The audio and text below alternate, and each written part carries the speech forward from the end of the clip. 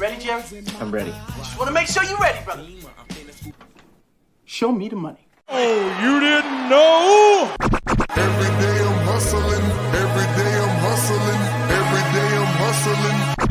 Put my shoes on, you wouldn't last a mile. Summertime, wintertime, I'm on the grind. Yeah, I got the ring, I'm the champ, I'm the genie of the lamp. This is the gift I was given, so I just live by my hustle.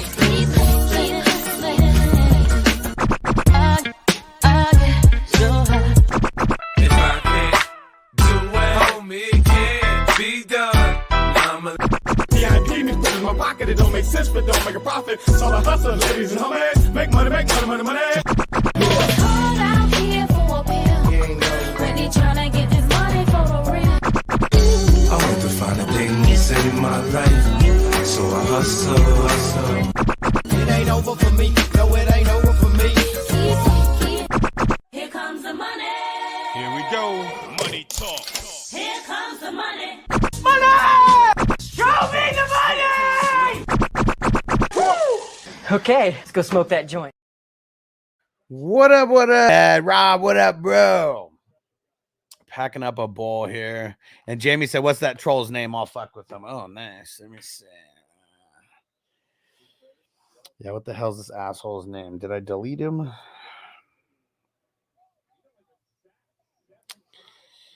think I might have deleted him. Yeah, not worth it. Not worth it. Dang it.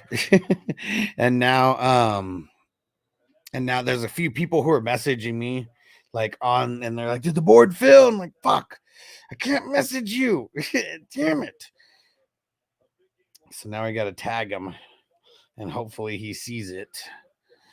But yeah, fuck, I feel like shit because now I'm not able to message them. And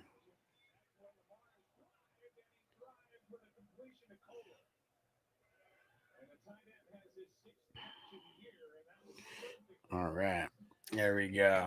And let's smoke it up.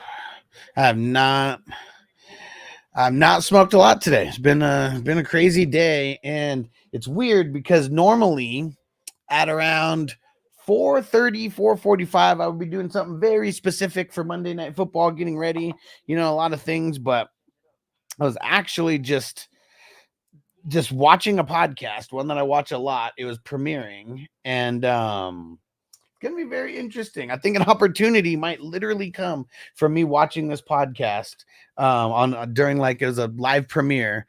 And yeah, we're I don't even want to say anything yet before I know what's going to happen, but like after a pretty shitty like half of a day, the crazy opportunity may come now. But we shall see. We shall see. Crispy said he needs 90 from Buddha. Oh, man. So you're telling me there's a chance? Yeah! Right, Corey? He said, fuck those Facebook trolls for sure. King DLBC, what up, homie? PJ said ESPN making everyone go find their friendly neighborhood pirate stream. Well, and see, the free ones are awesome. But I'm telling you guys, and, like even now, I mean, I could get things going for you, but I've been telling people about the streaming service that is, they're a sponsor of the show. Service is called Insomniac. There's a couple different apps that you'd be able to use. It's way better than all the free ones. Not because of what it costs, because obviously it costs more than nothing, but the reliability of everything. I mean, I can't tell you how many times we see people coming in here saying, oh, Stream East sucks now, and crack streams and blah, blah, blah, all the free streams. Like, they're just not what they used to be. And it's because everybody uses them. Like, so just imagine tens of thousands, hundreds of thousands of people watching the same exact stream on something that, doesn't have an insane amount of bandwidth. Like, that's one of the big problems with like the free things.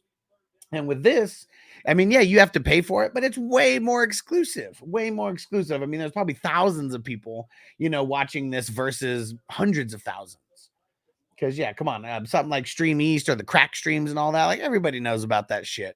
And every time there's like a game that nobody could watch, there's always a post like, hey, where can you stream this game at?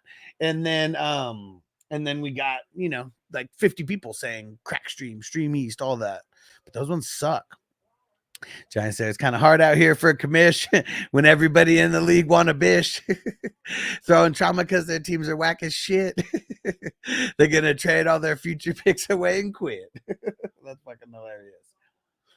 Oh, Crispy, you said Fowler down. That's Flowers. What the fuck? I saw Fowler and I was like, oh, okay, I'm not worried about it. That's fucking Flowers. I'm very worried about that. Oh, man. Man, it's so easy for Lamar to just get 10 yards whenever he wants.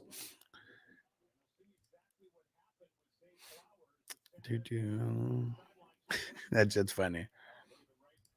And Seawolves, he said Insomniac, not Blue Steel. Well, the service is called Insomniac. There's a few different apps that Blue Steel is just, it's the main app on the Fire Stick. But there's a different app if you're on an iPhone. There's a different app if you are on the computer. There's a different app if you are on an Android phone as well.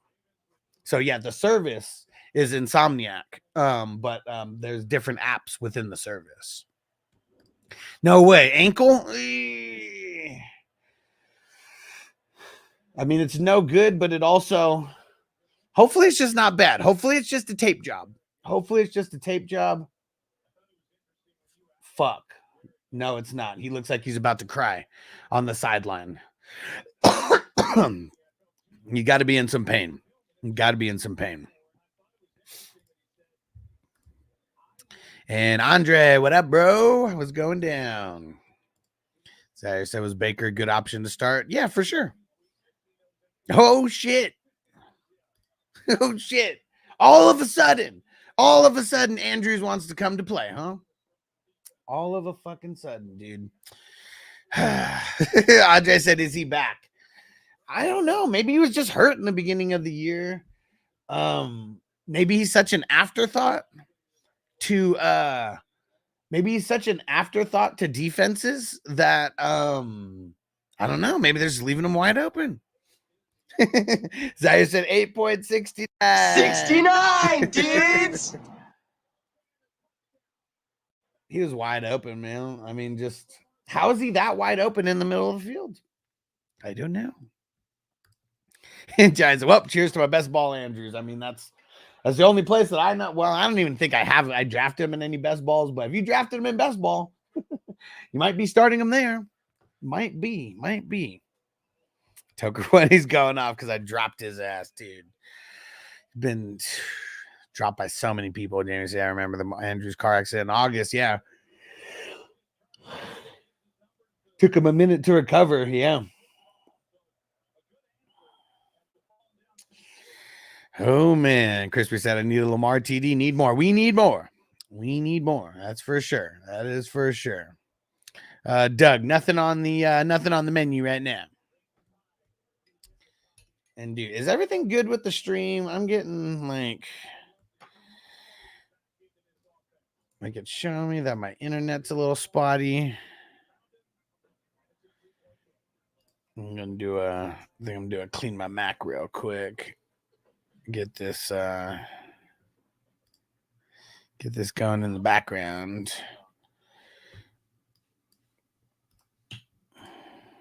Okay, perfect. Thank you. Hey, bad sport. What up, bro? Kelsey, Deontay, Dalton, Connor got 14 points combined. He said together. Oh, man. He said they're tied with my opponent's kickers. Oh. Dude.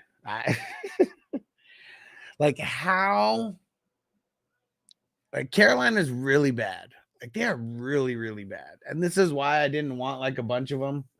Can they just be bad every game?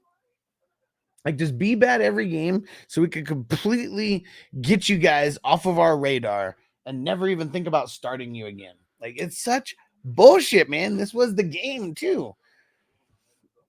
And Washington just ends up being one of the top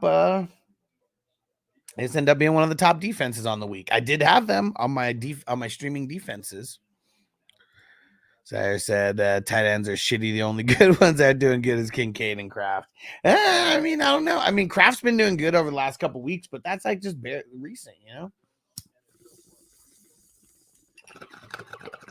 I've been a huge advocate for a long time about getting rid of the tight end spot, turning it into an extra flex spot. Because it sucks that like it's literally like a couple good players at the position. That's literally it. And like, you know, if you're in a 12-team league, 10-team league, I mean, the reason why single QB leagues, why are single QB leagues a thing? Is it because there's not enough QBs to go around in an 8 or 10-man league? No, it's because you only want to start the good ones, and there's not 12 good ones to start. Shit, there's not even 8 good ones to start, even if you play in an 8-man league. Right? And BJ said Kincaid sucks. What are you talking about? Dude, Kincaid has been sucking. Kraft is different. Kraft's been balling. And I told you about Kraft before he started balling, you know, like we're on it. But dude. All right. Let's go, Baker. See what Baker can do here. And Jamie says, I see you creeping up in the battle of the brands. That's a real manager, starting off with a bad record, but keeping the course to win the championship. And if you go look, like I said it from the beginning, like I went 0-4, and 3 of the 4 games, I was like top 4 scoring. Like 2 of those games, like I got lucky that your team, you know, kind of fucking fluked against me. But dude, literally like the first 4 weeks, I was playing one of the top scoring teams in the league. And that was like, that's why I always tell people you need to go look at your points for and your points against. If your points against are towards the top and your points for are at least somewhere in the middle, you know, like that's just a bad schedule and things should all fucking work themselves out, you know? And like shit, there's even one league where I think I'm 1-5 or 2-4, something like that. But I've literally had the worst schedule hands down. And I looked at my schedule over the next like 5 weeks. And I'm like, dude, this is all the bottom of the league. This is all the bottom of the league that I got coming up in these next 5 games. Like I could legit win 5 games in a row. If I don't catch a bunch of injuries and I play my cards right, I could literally be at 500 in 4 games and potentially go over 500. And, yeah, we got to stay the course. Got to stay the course. And yeah, dude, I know my team's good. I drafted a really good team, man. And like Aaron Rodgers and fucking Brees, you know, they're failing me a little bit, but yeah, I felt like I drafted a good team, but you can't outrun the bad luck of a schedule where you just go up against like the top scoring teams in a league. And I think people got to remember that versus panicking. I don't look at matchups too much. But if it's like in a dynasty, you know, that I may have had like the worst schedule so far, I go and look, go see what it is, man. Because I was about to call it in and start trading away some pieces in that one league specifically, not the battle of the brands. I was redraft. You know, I'm going for it either way. And Jamie said, you gave me my first loss at like 0-4. Yeah, my team was good. I was scoring high so many weeks. Like, man, like 2 out of those first 4 weeks, I would have beat, what are we in, 14-team league? I would have beat 10 other managers besides the one that I played. Just bad luck that I'm like facing, you know, in those first couple weeks. And said, Hush, you're going at it in the 22. I think you got this one. Hey, don't try to reverse jinx me. Don't try to reverse jinx me. I swear the 22 is one that I'm not doing too good in. Let's go see.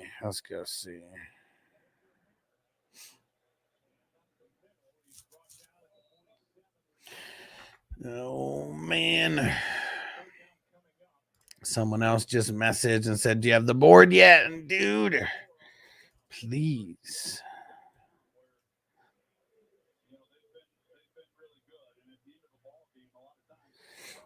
Please see this when I tag you.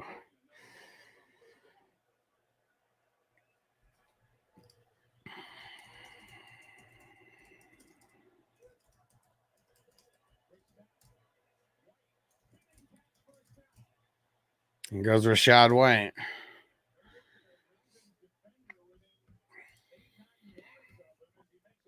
And hold on, let's see.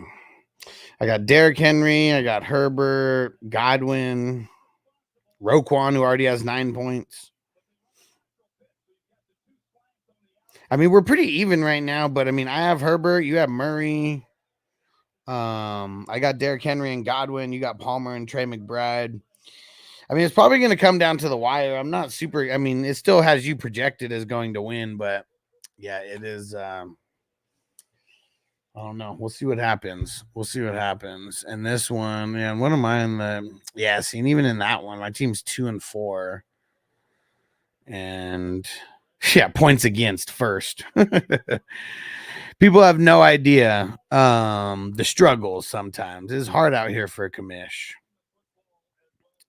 I am 4th in points, points for, and I'm 1st in points against, and I'm 2-4. Oh man, so ridiculous. So ridiculous. So ridiculous. Chris, I'm still on Messenger. You need me to send something for you? Nah, it's all right. I tagged the people who messaged me. I tagged them in the post, and hopefully they see it. Yeah, hopefully. And if not, you know, I'm gonna give everyone my the business number, the business cell number that I have, and so I can't leave anything up to Facebook anymore. Yeah, and boards up in Patreon, and that's what I've been trying to tell everyone. Make sure you get to Patreon because I made it so you could join for free. Scotty boy, what up? Evans, Baker, and Andrews just saved my ass. Let's go. He said, I'm 3-0 in the Hustler Leagues again. Oh, man. Let's go. What up, Jesse? What's going down? Yeah, Phil said, yeah, that sucks. Yeah, man. And and looking at you, Phil's in that same league, and he is in first place, 5-1, and you have way more points than me, so it's not like Phil's like actually has like number 1 in points. And you have a lot of points against as well, so your team's definitely earning it over there in this league specifically. Oh, no, dude, I just saw it. Oh no. Dude, oh my gosh. Dude. Oh man. Let's hope it's a Florida cramp. Let's hope it's like a Florida cramp or something. But dude, Stevens grabbed his leg and like it got all twisted. Fuck. Damn it. What up, Smokey the Cat? So guys, I had plus 215 for Andrews to have over 1.5 catches. Come on, one more, dude.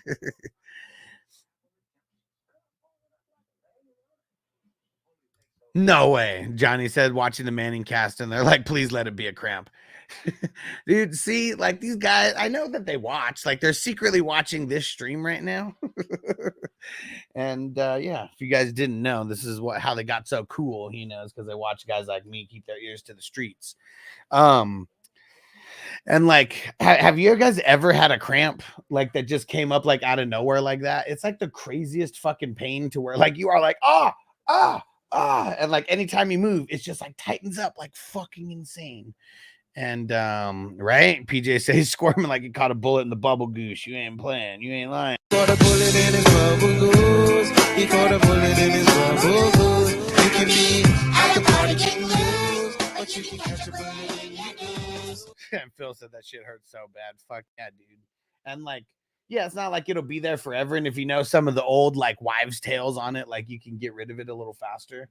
But dude, cramps are the worst, man. You ever woken up like dehydrated in the middle of the night and your fucking leg cramps up? Dude, that's happened to me before. And like I just wake up, like roll off the bed. And it's like the one of the biggest there's two big wives' tales that I feel like work. Is the spoon. You get a big ass spoon and you just push it on wherever the cramp is. And it kind of like helps you work out the cramp a little bit.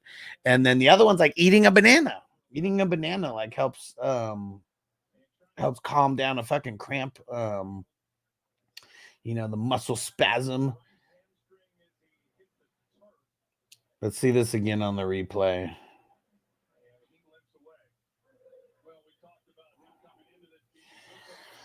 I think it was, just the way that he got twisted up by Stevenson, man. The way that he got fucking twisted up by Stevens, not Stevenson. Fuck, man, that shit sucked, dude. And hell yeah, Tucker one's bullshit, man. Way too many injuries. And just said I got one player left. I'm up by 24. My opponent has there goes Godwin. JK, Connor, Ladd. I have likely. Wish me luck. Let's go, man. That's what it all comes down to. All comes down to can he put up or shut up? Can he put up or shut up? And Celtics, what up? So before this week, I went to the Kittle team and traded a top 3 kicker, the Texans kicker, and Njoku. I feel like the man now. Njoku season. Hey, man. He killed it. He killed it this past week, right? And now he seems like he's a little bit more back to health. Because even when he was playing in the beginning, he still kind of, looked like he wasn't back up to speed. Trying to say every time I take a hike up the 14er mountains, I wake up in the middle of the night with the nastiest hammy and calf cramps. Yeah, like you gotta drink like a shitload of water before you go to sleep. He said I try to drink water and walk it off. Yeah, and it's like it's easier said than done, right? Because like literally any kind of movement with like if your foot's like this, any kind of movement where you start stepping, that shit hurts. That shit hurts. Oh, fucking Baker. Fucking Baker. Fucking a Baker, dude. And Jamie said, you ever had leg cramps as your doggy style on a fat chick? Well, I don't know about the fat chick, but cramp or hammy, doggy, yes. And it's the most uncomfortable thing ever. Like, because you can't stretch out your leg. Like, you literally have to jump out. And then you're like, oh. Yes, it's happened. And that's not fucking fun. Actually, kind of embarrassing.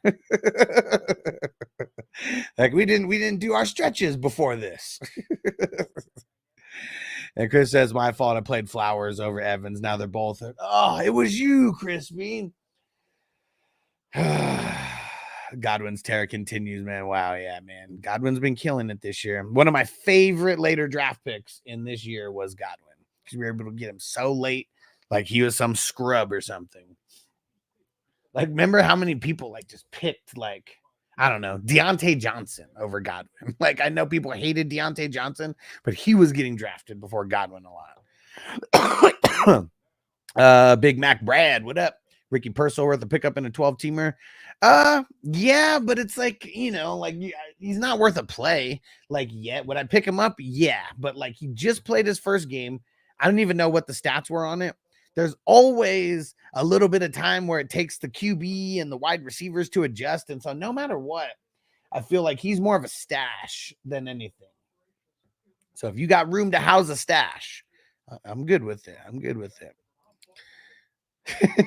BJ say look like Cleveland Baker on that one. Oh, as he was staying at the Progressive House again, getting back into it.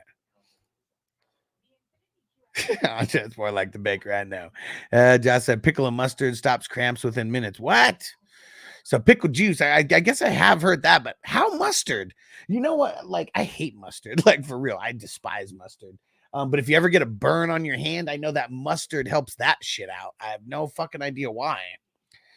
But I know that it does. And the Humphrey INT, here we go. And bad spot, I'm going to bench Deontay and pray he gets traded. He's too good not to be on somebody's radar. Kansas City would be perfect. Maybe.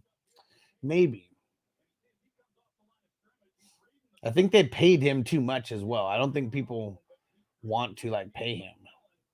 He drops too many balls. Oh, shit. I forgot the other game started. I got to get it on double vision here. There we go. What happened? What happened with Kyler? I see it's 0-0 right now. PJ said, crazy fucking double turnover play in Arizona game. Kyler interception and DT. Then he got stripped. What? Dude, why couldn't it just been a fumble? Fucking Kyler threw an interception. There goes Derrick Henry.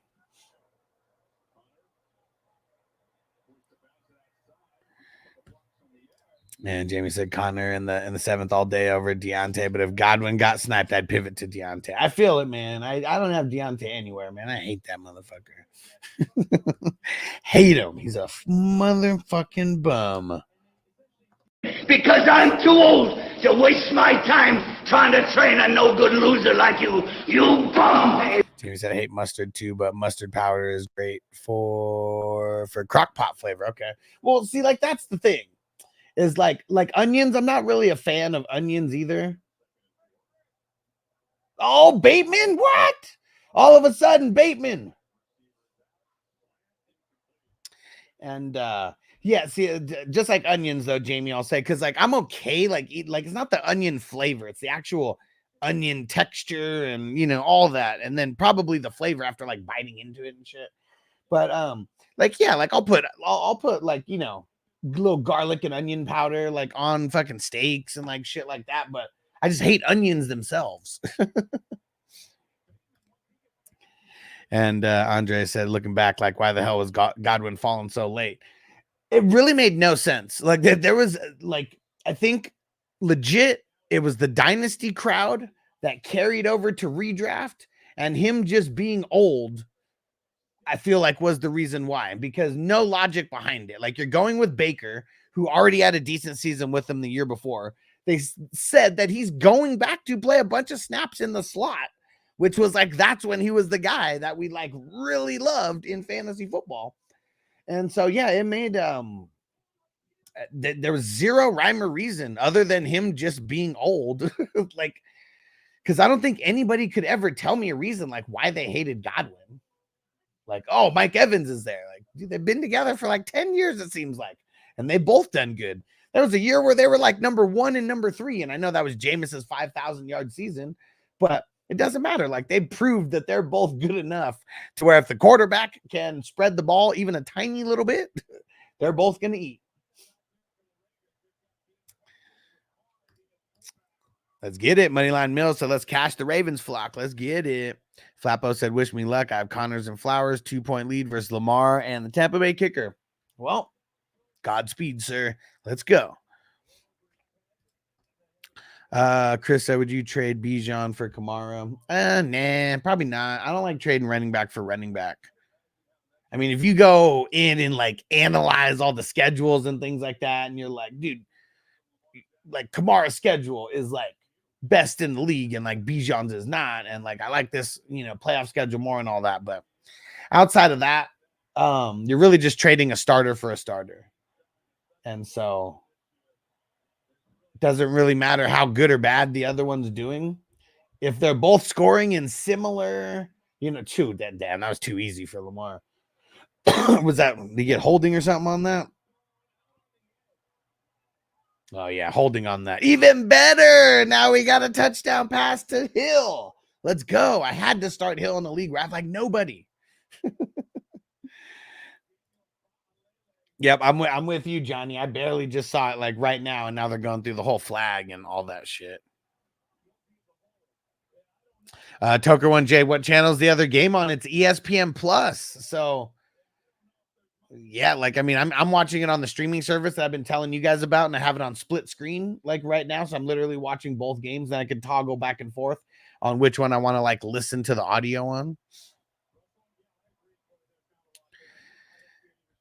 He said, yep, 100% Dynasty guys scared away people from Godwin. Yeah, because I feel like Dynasty is just, it's more relevant than it's ever been. There's more people playing Dynasty football 1,000,000% now than even last year. But like, we go back to like COVID.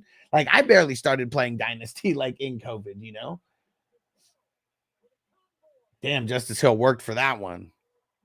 So yeah, like just insane amount of Dynasty people that join every single year now. Perfect. Good. I saw Flowers was on the side a little bit earlier, like ready to get in there. That's good that he's back. And Jamie said, I want to see a Justice Hill TD. Called that shit, bro.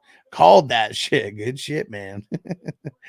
And Jamie said, oh my God, my Justice Hill TD at plus 820. Boom. How much you throw down on that? And Chris, okay, thanks, man. And the chat. Hell yeah, Chris. Dude, if Jamie bet $100 on that, that'd be so gangster. What would that be? Like $80,000 cash? Like 80,000? Right? Let's see. Yeah. Yeah, if you bet $100, that'd be like $82,000 that he would have just won right now. That'd be fucking sick. Oh man. He said that TD was to Andrews. No. The first TD was to Andrews. The second TD was to Justice Hill. And Andre said, "What do you like more, Huss? I prefer redraft. I like both though. I think Dynasty now. It just, I mean, there's a lot of reasons why, but I really feel like with redraft, everybody knows everything. You know, I'm talking about the way that people think. Everybody knows everything. Everybody swears they know what's gonna happen before it fucking happens. In redraft, there are certain people who will never trade like at all, like ever. You know, and like just the trading aspect of it makes me like Dynasty more.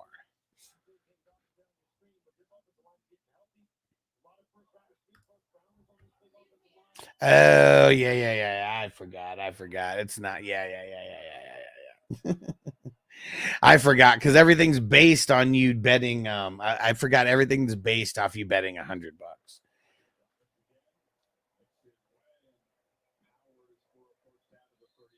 Thanks for the clarification. So high right now.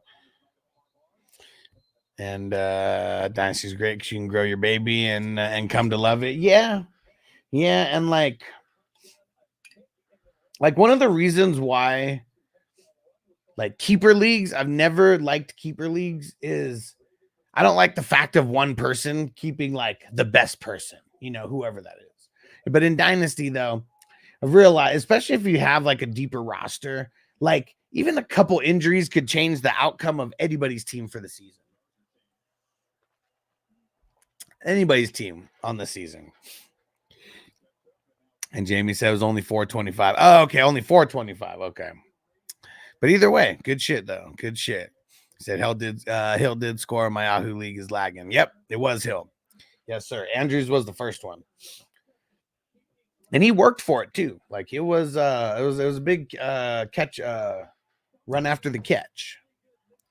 Evans officially out. Fucking sucks, dude. At least he got that touchdown and died on the field for us. But dude, come on, man. He was already dealing with this shit, and then fuck. At least he got that touchdown though. Damn it, dude. And Andre said so many sore losers in Dynasty. People start losing, trade all their picks and just leave the league. Yeah, and seeing like in any league that I'm the commissioner of, for anybody to trade those picks away, they have to pay that year's league fee. And so it's just a little bit different. There's a reason why my dynasties they last longer than most. Because, yeah, every single dynasty that I've started in 2020 and 2021 are still in existence, and that's about 11 dynasties. And, you know, just those going into, like, their 4th and 5th year, that's a lot more than no, it was not a Herbert INT. I just saw it right now. It was a forced fumble that Herbert made a fucking great pass. The guy was, like, down to the 2. And they hit the ball out, and the ball went through the end zone and out of bounds. So no, it was not a Herbert INT. No. It was, I don't even know who the hell that was who fumbled. I mean, it was a great defensive play, which I also didn't see who the defensive play was. It was Rager. Dude, Jalen Rager fucking sucks. Let's see. Oh, he stepped out. Ooh, that's probably going to get reversed. It looks like he stepped out before it happened, but let's see it, though. Let's see it. Fucking Rager, dude. Fucking sucks. So the Arizona guy recovered, I think, in the end zone. Well, they hit it. It got hit out of the end zone, like out of bounds. Like it went Okay, like the pylon is on the far left side of the field, right? Like the ball like literally went like 1 inch to the right of the pylon and then just went out of bounds. So I mean, just like a perfect punch of the ball and like just perfectly went out of bounds to where it's a touchback.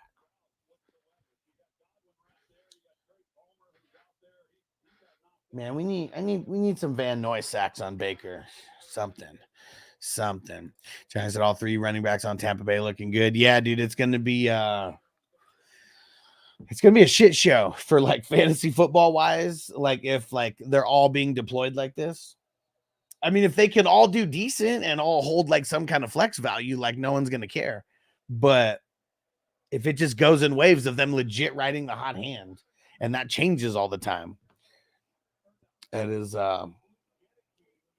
it's not gonna be good. Not gonna be good for us. Humphrey again, dude. PJ said, "Oh shit, Baker is the Cleveland Baker again, bro." He's fucking up versus the Ravens. He's having PTSD flashbacks to when the Ravens owned him when he was on the Browns. CB Dizzle, what the fuck happened in Arizona? It was a fucking fumble, man. Fumble, and the ball just like perfectly went out of bounds and like through the end zone and then out of bounds to where it was a fucking touchback. Ruled the fumble, yeah, and I couldn't see it that well, but oh shit, Marlon Humphrey's hurt now though. He got that interception, but now he's down. Tucker wants my app gives me 304 ESPN Plus challenge that I can't find it. So I'm watching Tampa, Baltimore.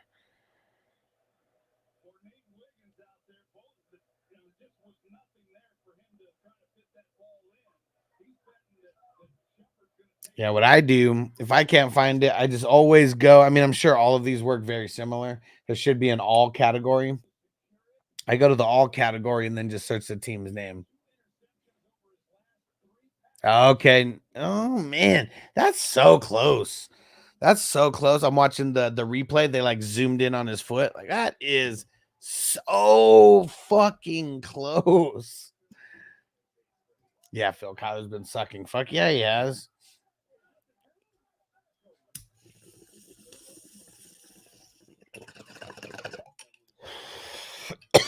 Not like the Chargers are even that good either. Chargers are whack. I know they're 3-2, but they're whack ass 3-2. Yeah,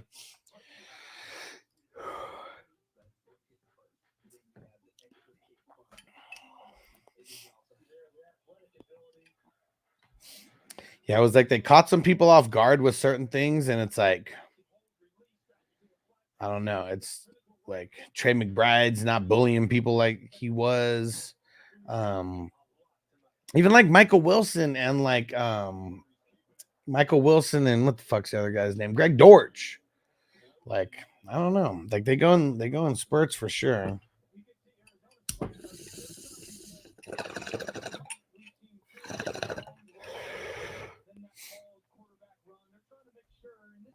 Marlon Humphreys head to the medical tent after interception. Oh shit! They said both the Ravens cornerbacks are out, or well, at least off the field. Yeah, Connor's tearing up the Chargers defense right now. Yeah, the Chargers will give it up. And Rob said, "Why do I only have one game? Same game on ABC and ESPN." I don't know. I don't know, but the game, because I'm watching both right now, but obviously we're using different services and stuff. I don't know. I mean, the ESPN Plus game, that's Kyler and Chargers, and then the other game, that's the one on ESPN. Yeah, Connor's doing what he wants out there. Charles says, "Does it sound like a good trade? Let's hear it, homie."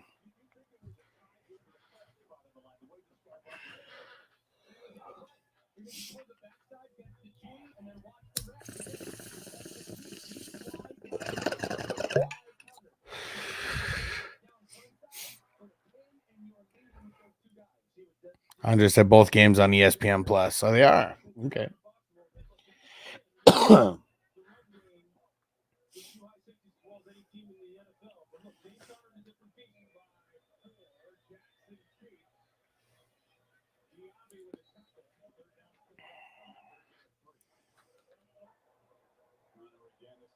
Well, that time Connor was swarm tackled.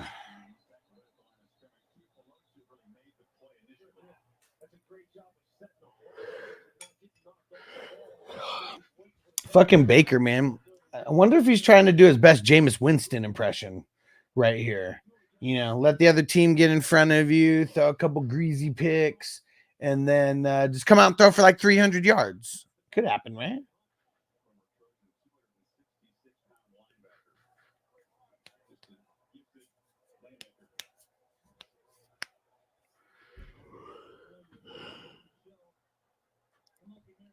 Yeah, bite your tongue. Jameis is finally free. Yeah. Did you guys see what Jameis said about Deshaun? Let's see if I can find it here.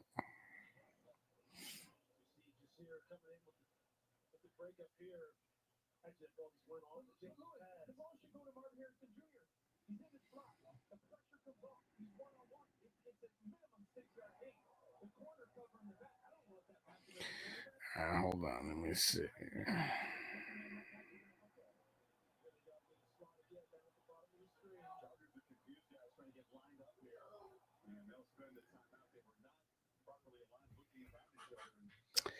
What up, Hess? And he said, how does Sean Tucker have more points than the King? It's just early. It's just early. That's all. That's all. Does Sean Tucker have a reception? Let's go see. Because Derrick Henry, I mean, shit, he has no receptions, man. Yes, yeah, Henry's 4 for 23. I mean, it's 5 for 29, you know, so we're literally splitting a hair, right? Oh, likely points. All right, and Hess, I always just throw you the link just in case you're just hanging out. Sent it to you.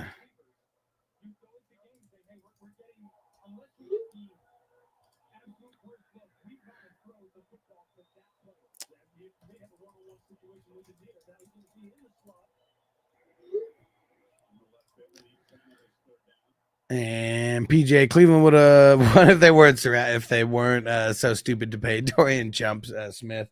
Well, here's what I think. You tell me. I don't know. Jamie, you still in here? Yeah, he is. Jamie, you tell me if my logic is kind of spot on with this.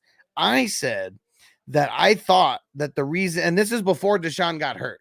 I said that I believe the reason why they're making Jameis Winston the inactive emergency QB3 is because they were actively shopping him to another team, and they were going to try to get what they could out of him, because why else would you leave DTR as the number 2? And then, you know, and then Watson gets hurt, and you can't just put in Winston at that point because he's inactive, you know, and like both QBs have to get hurt and both QBs have to get labeled injured for them to for that third QB to go in. So you let me know. You let me know what you think about that. And Rob says, so Cleveland's going to go with the kid or Winston. Shit, they better go with Winston. Yeah, like, DTR, like, unless they're really tanking, you know, for that number 1 pick, then you play DTR. Uncle Ted, what up? Super Bowl preview, Ravens and Bucs. Yeah, I mean, shit, I don't know. Bucs got to do a lot. Bucs got to do a lot better, man. Looking suspect right now. Cards dropping balls. Hell yeah. Jamie said, fuck Watson and all the people's feelings that got hurt because he got cheered for the injury. This shit's funny. Yeah, hold on.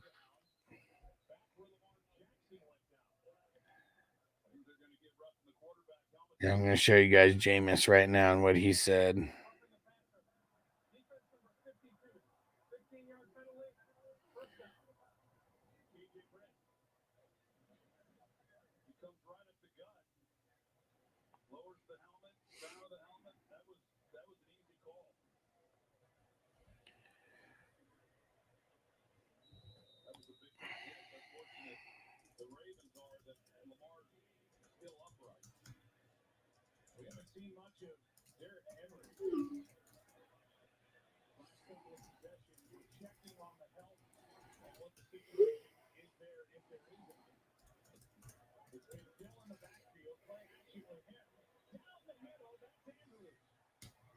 Andrews again, huh? Andrews again.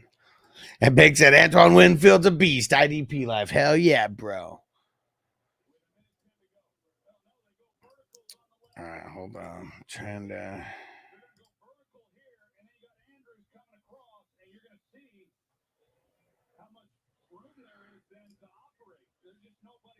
Oh.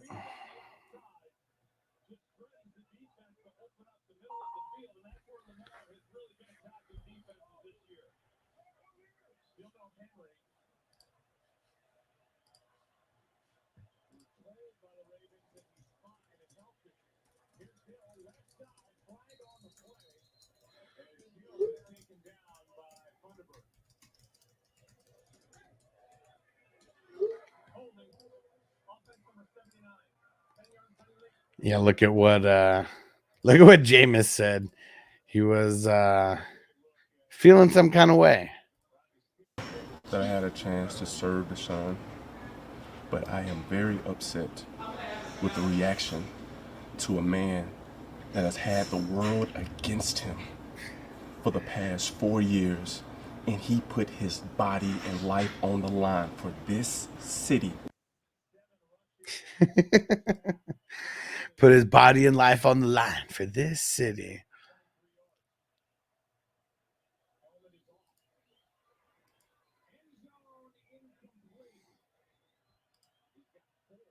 Oh man.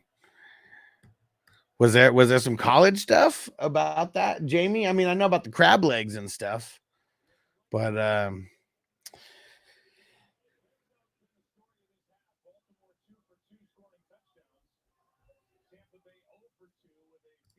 fucked that with the Watson's car was catching up to him. It is. It is. It definitely is. Yeah, I've never seen it. Yeah, Jameis looks like very different, right? Ooh, there was an accusation in college. Okay.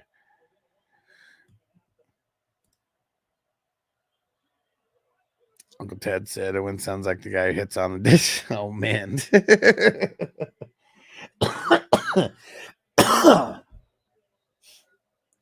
Dude, are the Ravens really just gonna grind this shit and then kick a field goal? Motherfuckers. And like Henry's not in the game. Like, come on, man. You guys really aren't trying to win, huh?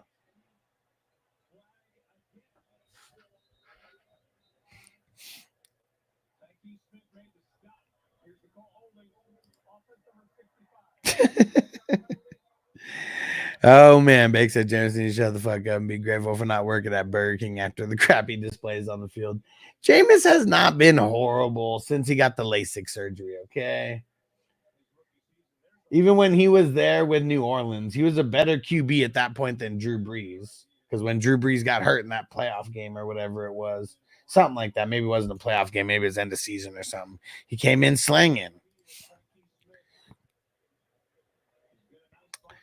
I said I made a big offer for Evans that got denied right before the game. Sometimes God greatest gift or unanswered prayers. Yes, sir. Yes, sir. Someone someone like right after Ayuk gets like ruled out for the year, they make a post on Facebook and they're like, to everybody who denied all my Brandon Ayuk trades, thank you so much. Oh man.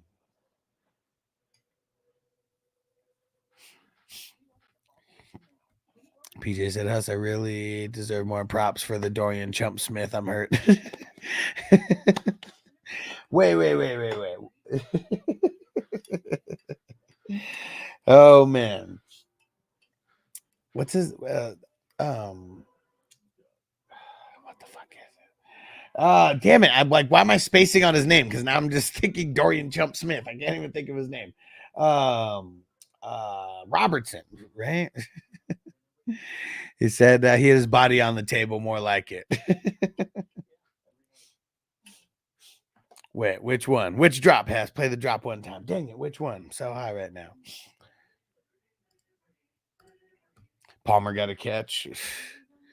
I think I had to start Palmer in a league where, yeah, it was like either going to be Cooper Kupp or Josh Palmer. I had no, in the dynasty, no other wide receivers that aren't out or on bye.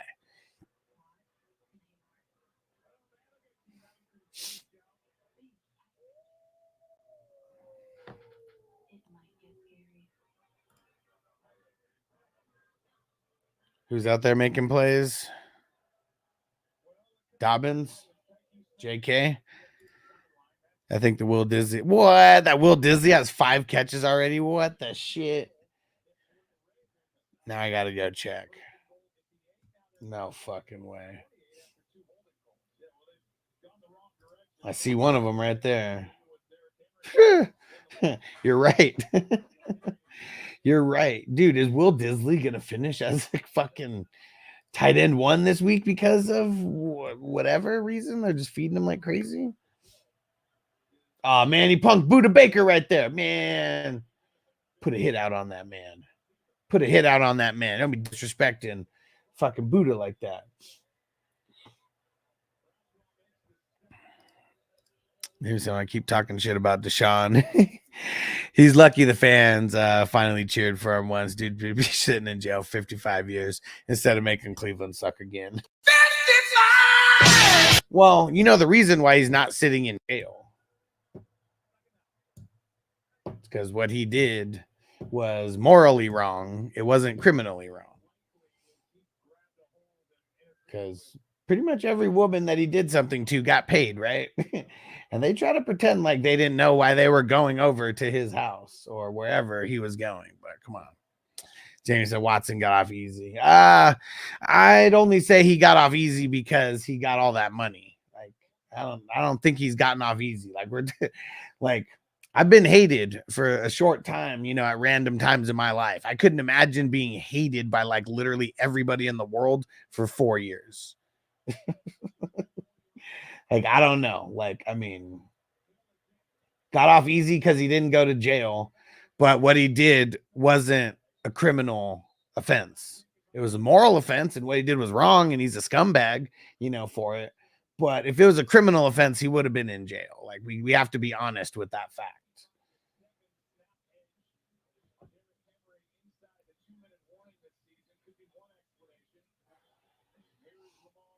Come on, Lamar.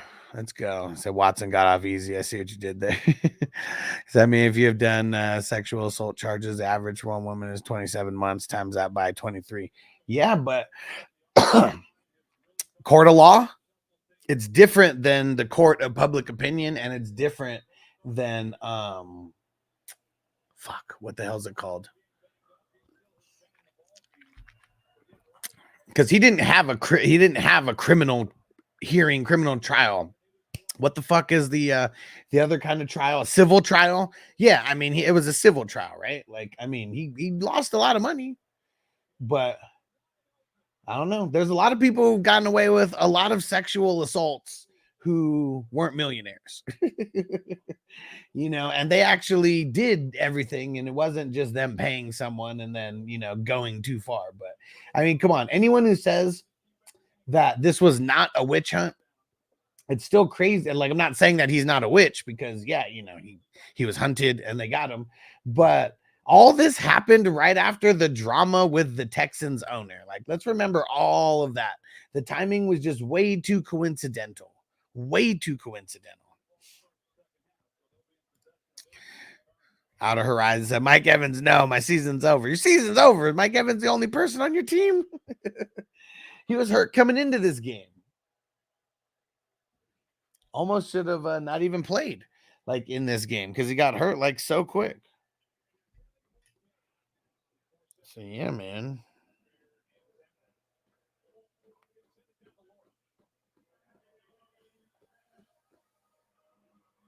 Work. And I'm not sure if Watson got off easy, Jamie, but I'm sure he definitely got off. Now play the drop. That's what we're talking about. Hello, ladies. I hate that this is Deshaun's drop. It needs to be used for someone else. Okay, that's what I was getting at.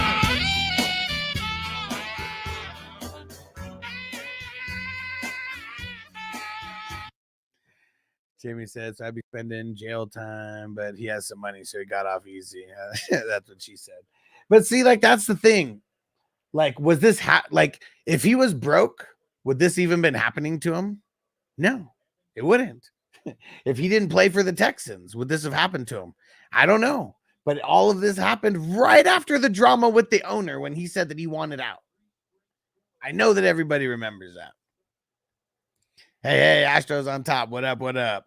And Jamie, you know, there's a whole, like, there's people in jail for weed, and there's people who have committed SA on youngsters who get probation, you know, like, I mean, there's all types of situations around here. So is Watson a scumbag? Yeah, but he's not a criminal, you know, he, no criminal findings.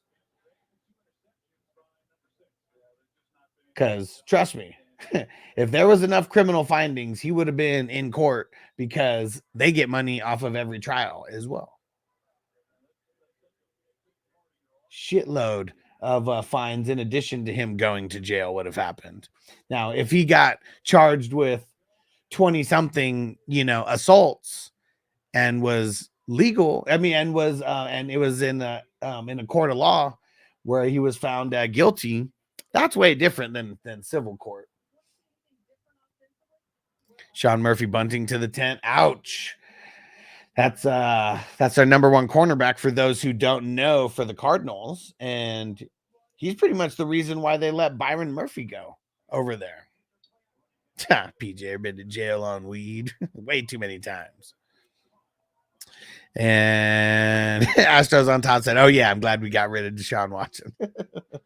He got rid of himself, man. Non-contact injury. And hey, we got our man Hess, the cannabis guardian angel, in the house. Smoke weed every day.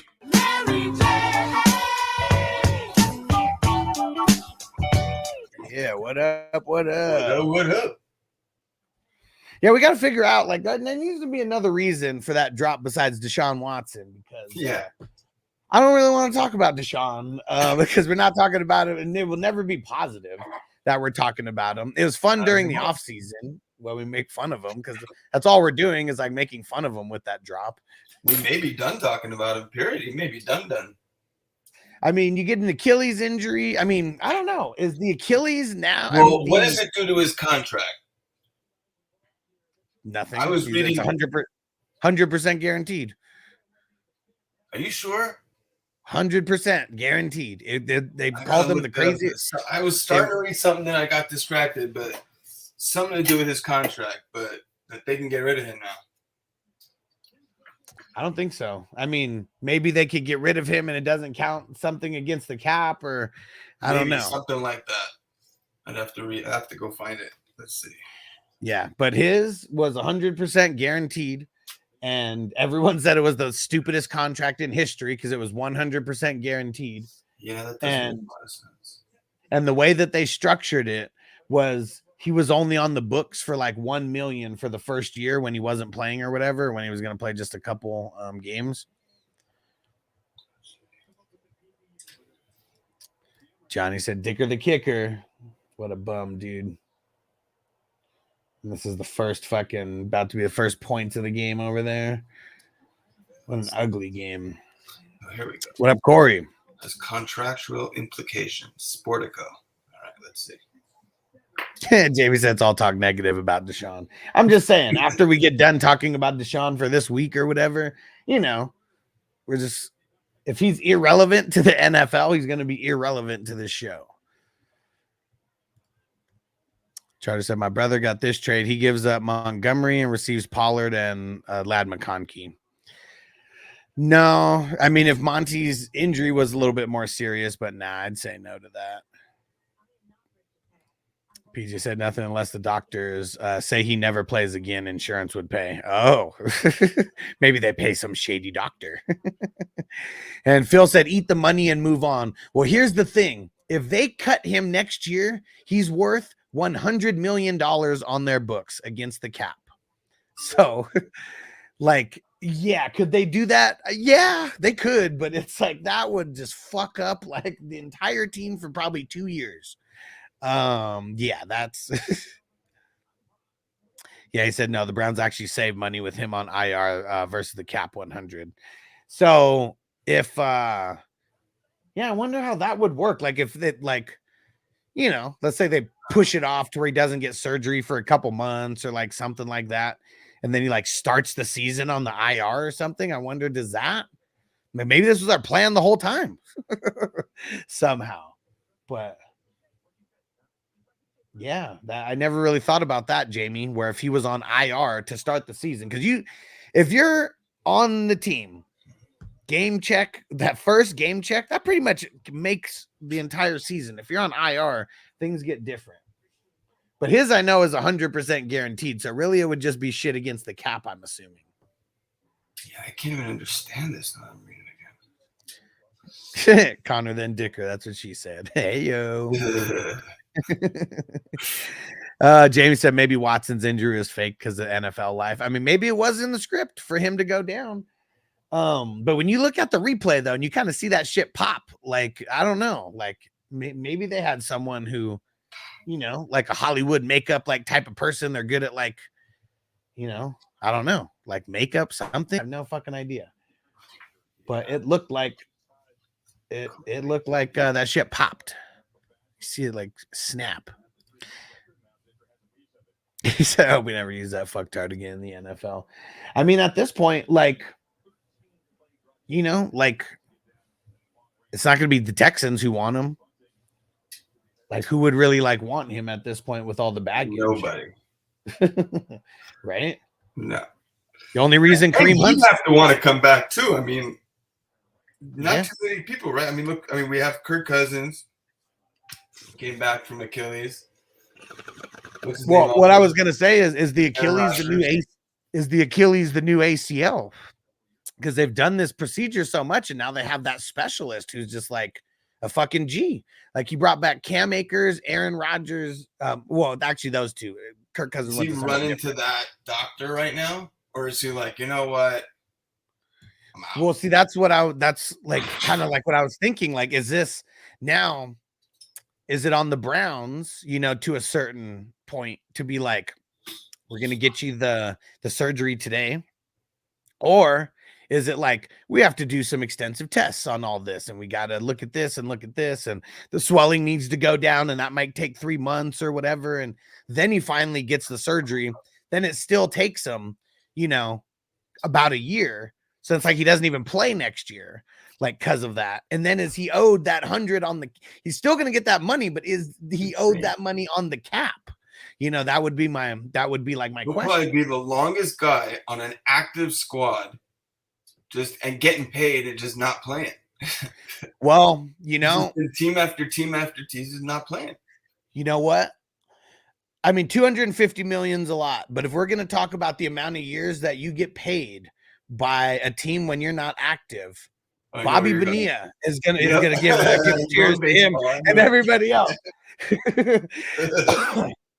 Good dude, and I didn't even know Ken Griffey Jr.'s in that same type of shit. Ken Griffey Jr. Yep.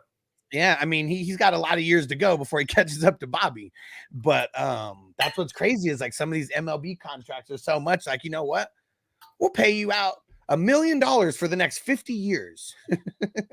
And we're gonna let you go. And I feel like no matter what, that's a sweet deal because Bobby Bonilla, I mean, they literally articles and all types of shit hit every single day, every single year when it's Bobby Bonilla Day. I think it's like July 1st or like June 1st or some shit like that. Yeah, it's like literally news that's been happening for so long at this point. It's crazy. Best. Right? No matter what, you got $1 million coming in before taxes, I'm sure. You got $1 million coming in June or July, whenever that is, every single year. You can literally do whatever you want with your life at that point. Seriously. A lot of years. Hopefully doing good. Damn. I mean, fucking bad shit can happen when you got that much time. Like they say. I assume that's what these, anybody who would make a deal like that, I'm just like Social Security. They hope that you die before you keep collecting for however many years. Because who knows how many years it actually is, but I think they said that he's going to get paid like into his 70s with this shit. And that's like I wonder if crazy. someone, like what up for Zeal? G Wentworth or someone like 877 catch now. Like, Right. yo, is Ken Hey. Griffey doing here? It's my cash and I want it now. Oh man, that'd be classic. That would be classic. Be a great Yeah. commercial. And Bakes, don't forget to bring a towel. You want to get high? Are we gonna get high? Just let me get high. You got to get more of those. I know there's more. Jamie said AI could easily fool us on TV nowadays. Said the reverse Mandela effect. I mean, it's real trippy the way a lot of this AI works these days. And I don't know, Hess, what do you think about the whole AI movement? I mean, I've seen Terminator 1, 2, 3, 4. Like, AI makes me a little bit nervous. Yeah, listen, like everything, there's good and bad. Man, I'm coaching my son's little league, right? Like we talked about this. It's got 13 guys on the squad. Yeah. All right. Yeah. So that's tough. Usually it's like 12 at max, and like usually when it's 12, like you got a kid or two that's not showing up, so it's not that difficult. But when 13 kids show up, that means kids are literally sitting 30% of the game because it's 6 innings. And parents were like, hey, my kid sat twice. My kid sat twice. My kid sat twice. And I'm like, chat GBT, 13 kids, 6 innings. How many do I have to sit? 1.85 each kid. I'm like, talk to AI. If AI can't get it, I can't get it. So it's got some positives, but man. And even then with like, it's Little League, right? Like, is it? Yeah. Yep. So with Little League, I mean, because I coached in Little League, they have their specifics on every kid needs to play. Like they need to get 1 at bat and it has to be like 2 innings, I think, or 3 innings, whatever it is.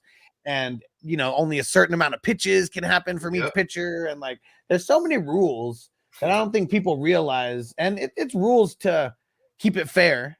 Yeah. Oh, Greg Dortch, all of a sudden, touchdown. Greg Dortch. And from Kyler. Let's go. Points, but yeah, I don't think people realize how tough it actually is. Like when I was coaching the last time, our team was like, we were dominating people. It was the 13 and 14-year-olds. And so it's, damn near almost everything of like high school rules and everything, minor differences. And none of the parents ever complained that their kids only played because there was 3 kids on the team that were not as good as everybody else. And they all rotated in right field. And they were like, they each played 2 innings or whatever. They each got their 1 at bat. And but they knew their role though, to a certain extent. They knew that that their teammates were so much better that you couldn't demand for them to get more playing time because it wouldn't make sense to the greater good. I had one kid. He's like, am I playing outfield again? I'm like, yep, you're playing left field. He's like, every time he gets so upset. He's like one of those you got to think of like the dopest left fielder and be like, bro, don't you know this guy plays left field? Exactly. I'm like, maybe when kids weren't pitching, maybe when it wasn't like 6th, 7th, 8th graders. I'm like, 8th graders are hitting to the outfield, bro. Yeah. Man. And I was like, listen, if you don't want to play, I'm like, I need to hear you say it. Be like, coach, I want to play outfield. I'm like, I need you to hear you say it like that. Otherwise, I got 4 kids on the bench right now. I would love to be out there. Yeah. I want to be on the outfield right now. Exactly. Yeah. And Little League has changed so much since I know you're a few years older than me, but playing Little League in the 90s when I was in, the 10 through 12 age, all the 10 through 12 teams, there was only one manager who actually had a kid on the team. But he was there for years because he had an older kid as well. So he was on coaching this team for years. The other 5 managers were there for decades, it seemed. And they were just did it because it was a passion for them. They lived in the neighborhood and shit. Wow. And it was just fun for them, I guess, And like when I was 10, it was like I was one of those kids who was in right field, just like getting swapped out. And it's like me and one other person. And it's funny because that person who was that other kid with me, he'll still chime in on the show. And he's been a Patreon member and shit for a while, even though we literally haven't seen each other since we've been like 13 years old. And fucking, but then when I was 11, now I'm not the kid in right field. Now I got the upgrade to third base, There's like one kid that's like its first year. I'm like, dude, this is your first year playing. Like, where do you want me to put you? Yeah. That's the tough part with, that's just what I'm seeing with sports in general right now. It's like the coaching is probably at an all-time low because there's really no benefit to anybody coaching a team other than doing it for fun. And there's so much not fun. Well, yeah, and I mean, yeah, exactly. Yeah. Like my kid, I was noticing like they weren't learning much. And like the coach had certain guys that like clearly he was choosing for the all-star team that shouldn't have been on the all-star team. And I was just like, you know what? I'm going to be coach. I'm like, if anything, I'm going to put my kid in the all-star game. I'm putting my kid in shit, Yeah. But that's how it works. Yeah. But yeah, if you don't have a kid, that's a little weird. And that's why it was fun. Like it was like after me getting in trouble and stuff like that. And like, this was like a way of me kind of like giving back, just putting in time and all that. And like, guarantee I taught those kids more about baseball than like anybody. Like a lot of them are like just naturally talented, but learning, like, I don't know, like teaching a kid who's never played catcher how to like literally call a game, or like just things like that, like anything. One guy, he was the best shortstop and best pitcher on every team that he ever played. Okay. Listen to this. He's 14 years old. He's always the best shortstop or best pitcher and usually the best hitter. I had kids on this team that may have not have been as good like as him at shortstop, but they were compared to anybody else besides this one kid, they were amazing. And even compared to this one kid, very, very, very, very good and very close. And the kid that I'm saying always played shortstop or pitcher, I moved him to catcher because he made one throw from his knees behind the plate and like threw it on a straight line, just a straight line. Wow. I was like, dude, you're fucking playing catcher. I don't care where you want to play. Exactly. I was like, dude, you are playing catcher. Like nobody can throw the ball like you can on this team. Exactly. And so yeah, I never played catcher before in his life, and I turned him into a catcher that nobody wanted to steal because his arm was so ridiculous that even if the ball skirted away from him a little bit, unless you were already running and you already took off, like you were not gonna make it. Oh wow, that's huge. Yeah, it literally changed the entire dynamic of the team. Yeah, because Little League can be like, yeah, if someone's walking, all right, consider them they're on third. Just put them on third. Yeah. Stop wasting time. Oh, yeah. Jamie said I was the dopest left fielder because I'm fast, covered the fly balls, and got center field covered. Yeah, man. And I know there's it's fun playing the outfield. I feel like anywhere could get boring in baseball. Like, if you're just counting it on like a 1 inning thing or, but yeah, I guess that's the tough part is like mentally, even if you're an outfielder, you still have to move on every play. You still have to go back up the random throws that happen or like whatever. Yep. And yeah, I think that's the biggest. You gotta keep everybody moving. I feel like that's the biggest issue with kids in baseball is the just the attention span, because I get so boring, man, for a lot of times. Yep. Especially if it's just like an at bat where, like a 10 pitch at bat, nothing's happening, kids fouling off the balls and all that, it's boring sometimes. Yeah. But you can get paid the most from baseball compared to any other like sport. Yes, you can. I guess the one thing too, it's kind of crazy when you think about it. Let's just say we're not talking playoffs or anything.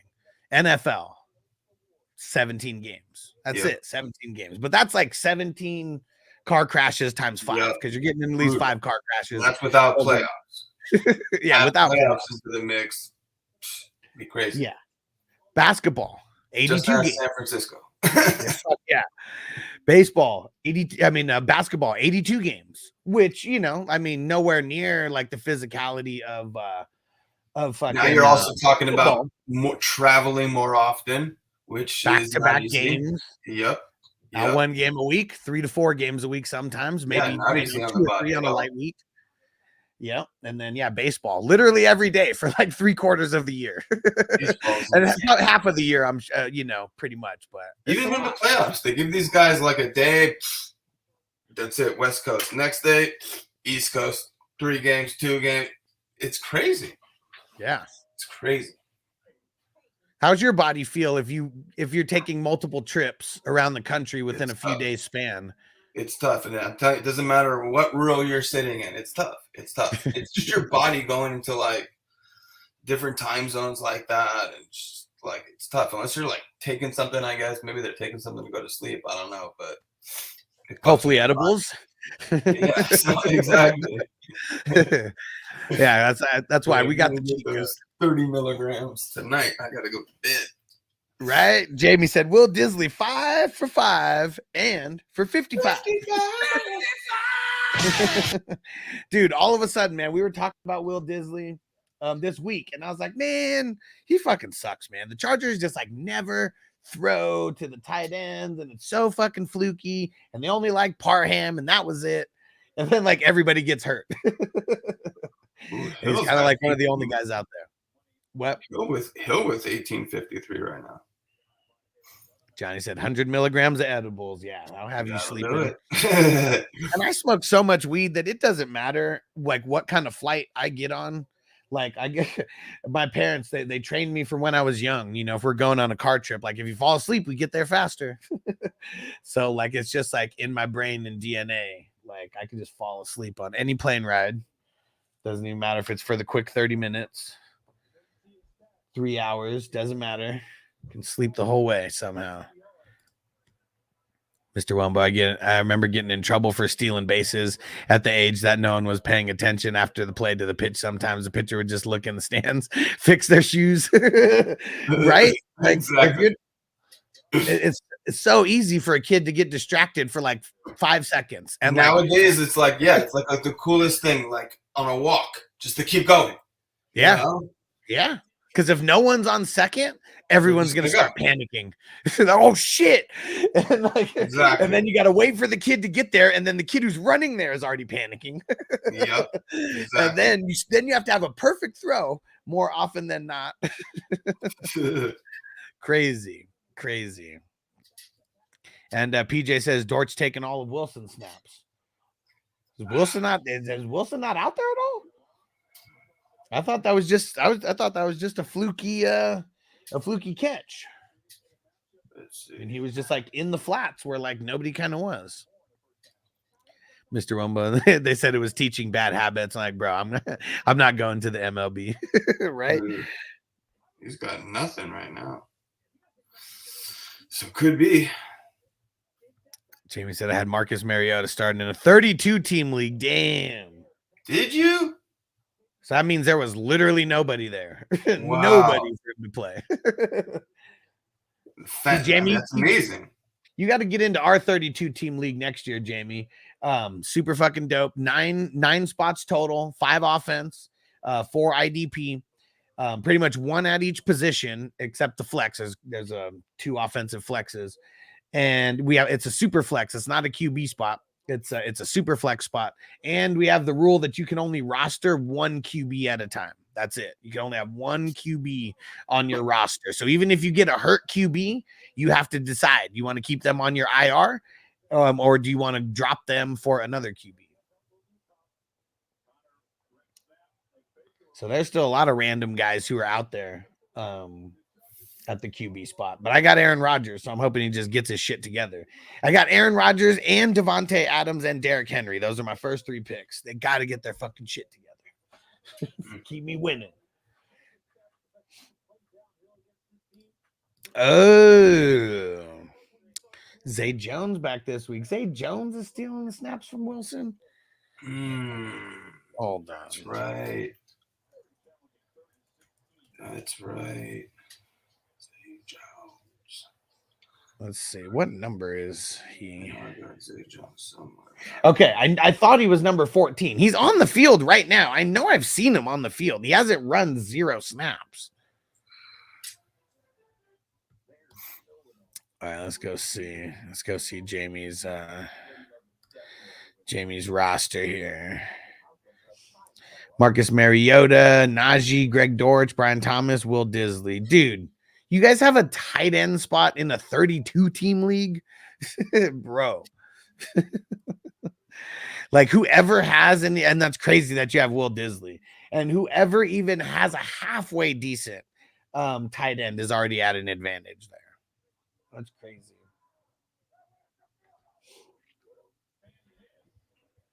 Yeah, my 32 team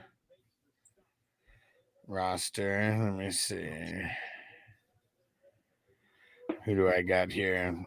And holy fuck, man. Derrick Henry, I got Bucky Irving, and I got Levante David playing right now. These motherfuckers. Then I got Adams, I got Dubs, and I got Aaron Rodgers. I saw Levante was doing. He had a couple things going on early.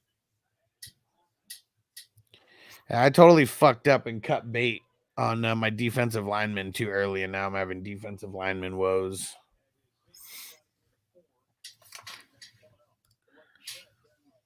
And what up, Rush Lord? He said, Huss, I lost to a guy who gave up on his team, left Debo in as wide receiver, and the Cowboys kicker another 0. I lost to an abandoned team. Fuck.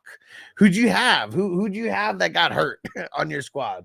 Or it's like, did you have a guy like Devonta Smith or, guys who got like fucking negative points? Winfield's having a night already. Jacob's too nice. What's Winfield got right now? Sack and 9 total tackles, 7 solo. And a QB hit, 25 points. What a fucking beast. Mr. Wumbo, they also thought it was unfair because I was 1 year older than most of the people because my birthday was a week after the cutoff. I was technically 9 and it started, but okay, yeah. And see, and like, can't be mad at you for that because there's always fucking kids who are, right after the cutoff, and like, I don't know. Like, why did they make the cutoff at that time? Noble was 6 years old and had to play with 7, 8, and 9-year-olds because the cutoff said that he was, because the cutoff said that he was 7. It said that he was, yeah. And he still hadn't even turned 7 yet. But really, what I found out was they just didn't have enough kids for T-ball. And so then they just said they made up whatever excuse they could to everybody. And yeah. Yep. At least he was on the championship team. At least that. Yeah, Mr. Wombo. Yeah, as 1 year as a kid is huge. Yeah, but see, it's like not even 1 year though, because like everybody, you were only 1 year older than the people who were born 3 weeks, before you, but the year later, if that makes sense. Because everybody else, if you were born in, what's the cutoff? Usually like in July or something like that. Or no, the cutoff's at the end of July because my cousin was one of those kids. His birthday was August 2nd and July 31st was the cutoff or August 1st was the cutoff. So he's like literally the oldest that you could be in the age group. But like, if you were born in January, you're not a year younger than him, just 6 months or whatever. Yep. I'm sure it's that same shit with you, right? Yep, exactly. November. Debo played through, and the Cowboys kicker is amazing, so he probably didn't want to drop. Yeah, but if he knows that the guy abandoned his team, like that's also something. Oh, Jamie said, you see the name of the league, the Dumb Football League. Well, some of it was cut off. I saw the dumb part. BJ said, nah, it sucks. My kid was always playing with the older kids because he was at the tail end of the cutoff. Yeah, I mean, it's bullshit, man. It's bullshit. And like, how about like as you get older, when you get into like high school and shit, the kids who like parents purposely had them start as a 6-year-old instead of a 5-year-old, so they would be like 1 year older than everyone when it came to high school. And like, they were the motherfuckers already 18 in junior year and shit, driving as freshmen. There we go. Bake said, time for a Mickey's. Let's get it. Hold on. Did we get there? 1 beer, 2 beers, 3 beers, a shot of whiskey, a margarita, and a Bloody Mary. Dude, Reed, Kamara, Monty. Yeah, had Evans and Connor. Damn it. Yeah. PJ, how are you in 9th grade with a fucking beard, kid? Right.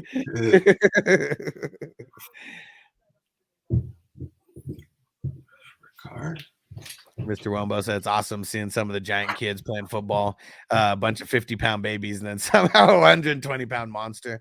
Yeah, I saw this one video a couple days ago, and I don't think I saved it, but it was there was one kid. It was like 2 kids opposite team. They're getting into a little bit of a pushing match, and then one of them pushes the kid over. No, and then one of the kids pushes the kid, and then another teammate comes, blasts him, and then stands over him and kind of like flexes on him.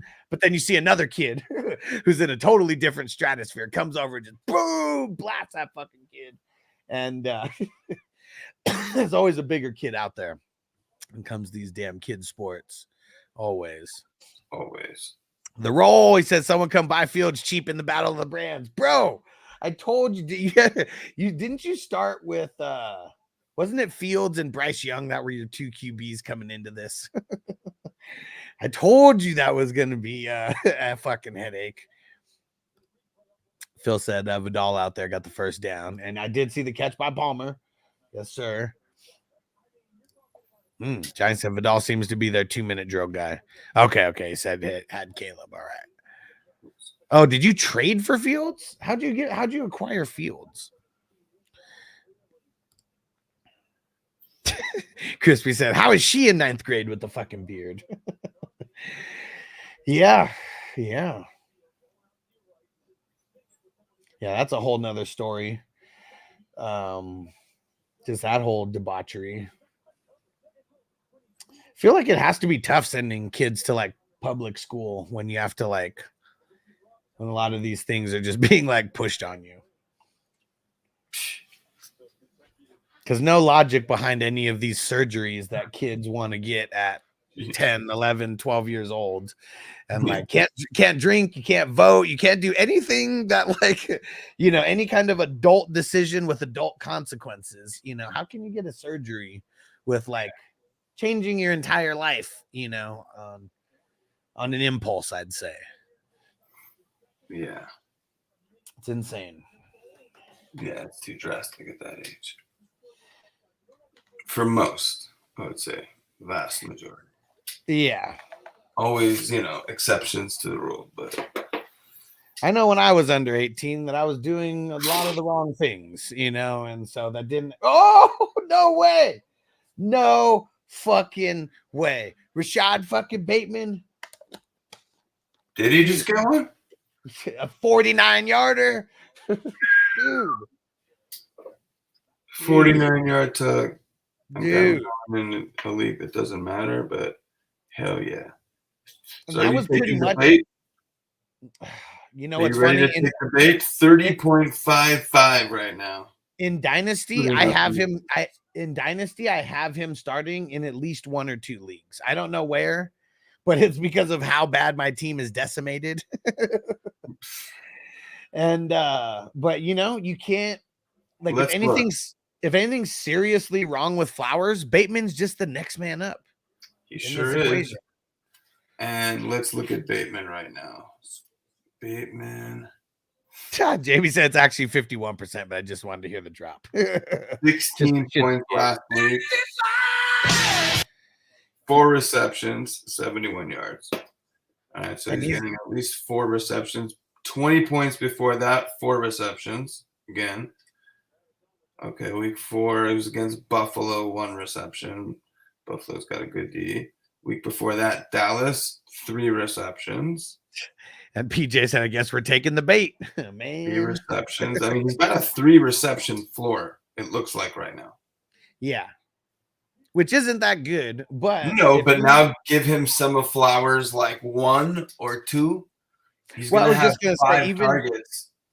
even when we start having these crazy buys, not this next week, but week 10, week 11, 12, and 14, like there's like 4 weeks with like insane buys. I'm sure the Ravens are like somewhere like in there amongst those weeks, but he's gonna be a decent flex, even with the 3 catch, kind of floor, because if there's a possibility for a touchdown, and if there's a possibility for more than those 3, catches, Yeah, there's a possibility for 70 yards, on any given game. Yeah, see, look at that. Ravens bye week is week 14. So, like, he could be a big flex guy during week 10, 11, 12. Because those are the weeks where I think 10 and 11, there's 4 teams on bye each week. And then week 12, I'm pretty sure there's 6 teams on bye. And then week 14, there's 6 sell high candidate right now. What'd you say? Or is he a perfect sell high candidate right now?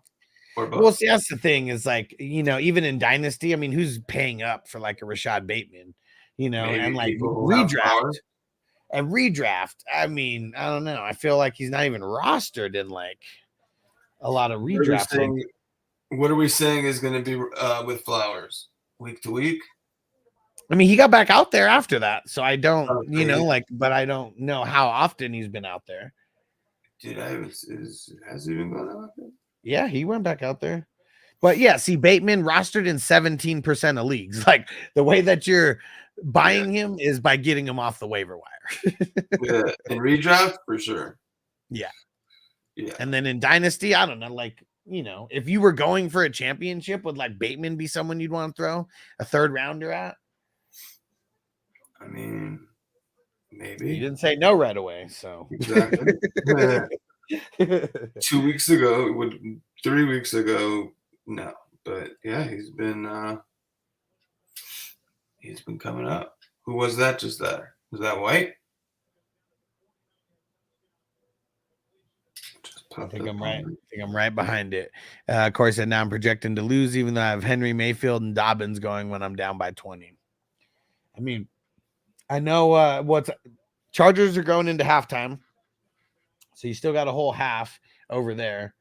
And Mayfield, I feel like we're going to get a lot of garbage time out of him in this game. They're already down by 17 points midway through the 3rd. No, that was Bucky. That's who it is. Hell yeah. Need those points for the 32-team league. Please give me more Bucky points. So, you got a chance. You got a chance. So you're telling me there's a chance? Yeah! And Tony said I need 16 more points from Lamar and Connor as of right now. What are the odds? Sure. Yeah, I mean, I don't think that Connor's unless good.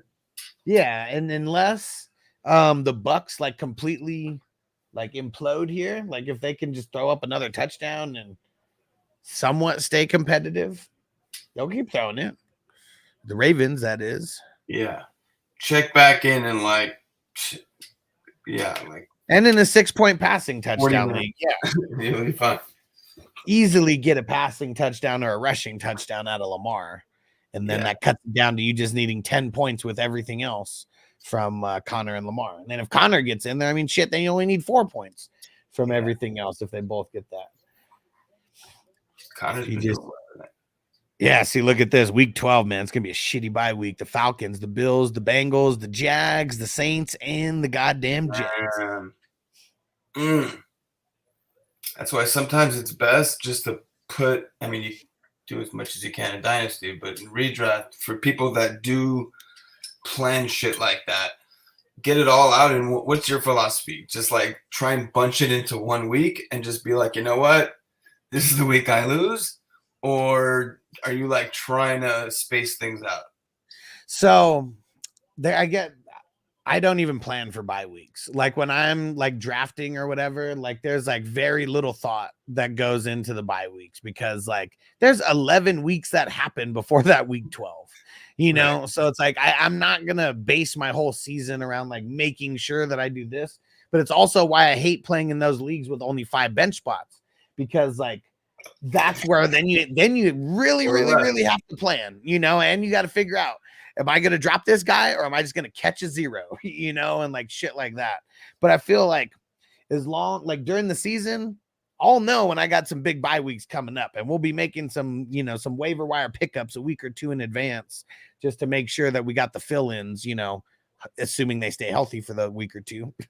Yeah. But yeah, I feel like that it's almost getting too cute to design something where week 12, just out of every week, like you're just planning all this stuff for like week 12. Because I don't know. I mean, it's only one game out of the week. And if you only have one player on bye or, two players on bye, like most weeks, it's like, it's not making or breaking your weeks. Unless you have a shitload of injuries or it's a super deep league, but it's like, you should be able to weather these little storms of like, there was 2 bye weeks this week, like there's last week there was 4 teams on bye. It's a lot of players, but there's replacements out there. That's why we got to be smart too about these flexes. PJ said week 12 is the one I'm planning ahead now for the guillotine. I mean, see, that's different though. Cause like literally like your whole season could be won or lost in any given week. So I hope you're planning for on the way to week 12 as well, because you might not even make it to week 12. I thought that I was going to win the whole thing again this year. And because of Flowers getting 2 points in week 4, I lost by like 3 points. I like it. I like that.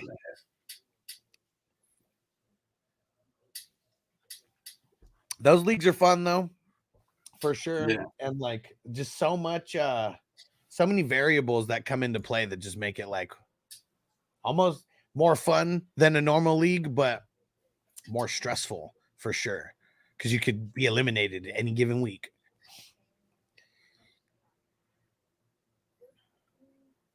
Conky not doing anything, huh? Corey said down by 9 with only Henry to go. Come on, let's go.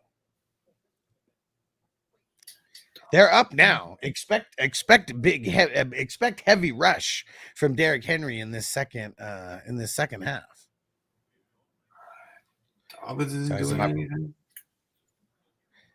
Yep, Tony said my philosophy on bye weeks is not to think about them. Yep.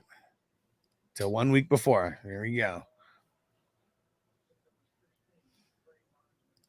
Yeah, Jamie said I don't plan for bye weeks either. I'd rather lose 1 week outright than sit an elite starter in a crucial matchup. Yeah. Yeah, and like even like there's one point in my life where I'm like, dude, if you have players in week 14, you're just like bound to lose. But like it's only if you're on the brink of making the playoffs and that week 14 game means like everything to your season where it sucks. Yeah. And it definitely sucks when that happens, but I've already felt like it's not a reason not to draft Lamar or Derrick Henry this year because they had a week 14 bye.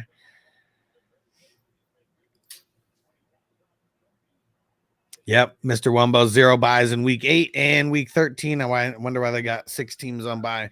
Week 12 and 14. Well, week 13, I'm almost positive that's Thanksgiving weekend, or well, Thanksgiving week. So you got the 3 Thursday games and all that. I bet I was gonna say I bet it had something to do with the London game. What happened? Derrick Henry, 82 yards. Dude, the play's coming up right fucking now. I'm watching it right now. Dude, here we go. There you go, kid. Hey, Corey. Boom. Everybody who has Henry. Boom. Boom. Oh yeah. Good. Oh yeah. Look at this run. Henry looks so old and washed up. Outruns everybody. And I guess not a touchdown, but yeah, fucking wow. The only guy who was able to catch him was the free safety who was probably playing hella far back. I was able to catch him. Let's see him going now, though. You got to give it to him. It's so funny. Even Antoine Winfield makes business decisions when trying to tackle Derrick Henry. Do you see his bad attempt at the tackle there? I don't want him to get hurt. Like, please don't die on his house. But he made a nice little cutback. Go. That was bad tackling by Dude, that might have won it for him. He said he needed 8 points. That was like an 80 point, or no, he said he needed 9 points. That was an 8-point play right there. Oh, man, why did he have to be there? Damn. So much 18 runs of 50+ yards in his career. Damn it. It's a lot. 4th and 3 right now. We witnessed multiple of those this year. And Giant said it's hard to tackle a truck going 20 miles an hour. That's what I'm saying, man. I don't want Winfield to get hurt either. Like I normally talk shit about people when they're not making plays like that, but I'll say, don't get those 2 points, Winfield. Stay alive. Stay alive. We need you for the long haul. Hell yeah. Corey said he just won that league. There we go. Let's go. This one's for King. Hell yeah. Cheers to Derrick Henry. I remember how I remember how in the Facebook group where everybody has, everybody knows everything. I was like, Derrick Henry, number 4, Saquon, number 5. I said, you've never seen him anywhere as high on this list as I'm giving it to you. And so many people talking shit. Like, oh, what do you mean? Like, Gibbs should be like way above them. Like, everyone's taking Gibbs 4th. And like, now Gibbs is looking good. But fucking crazy, man. No fucking way. They just no fucking way. Yep. Mark Andrews again. Wow. Seriously, though, like, show of hands. Who is playing Mark Andrews? Nobody, right? Yeah. Wow. And this is just going to be confusing going forward. And Giant said, wide the fuck open. It's because the scouting report says that Andrews is irrelevant. Don't even fucking look at him. He's been wide open on all these fucking balls, dude. Wide fucking open. Like there's 2 people covering nobody. And fucking he's open. The role said I played Andrews. No way. In the Battle of the Brands? Hell yeah, you did. Good for you. And Andre said, hush, you saved me dropping him from Otten. Hey, man, see? Because some people, and I get it. I'm not one of them. I went with McBride right there instead of picking him, but it was like, either or. But you didn't drop him though, right? you know what I mean? Like, you're not going to like, that's your guy. What are you going to do? Maybe you put him on the bench, but if you have a shallow bench, you're bringing somebody else in there. That's a very valuable spot. And good like, for that's you. Crazy. Even Laporta. Like I saw a post today where someone was like, I dropped Laporta. What do you guys think? Wow, really? Like, yeah, Laporta sucked, but like, who on the waiver wire can you pick up with confidence that you're just like, I'm just gonna get rid of Laporta and let him be the best tight end on the waiver wire now? Like, I don't understand that logic. I really don't. And Tony said Lamar Jackson MVP. It's crazy how he's won 2 MVPs and people say that he's still a running back and like still disrespect him saying that he can't throw. It makes 0 sense to me. Fucking Andrews, man.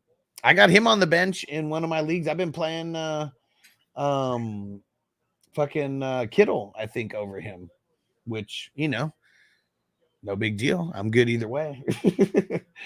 But man, all of a sudden, Jamie said I'm playing Mark Andrews in at least 3 leagues. There we go. Oh yeah, let's go.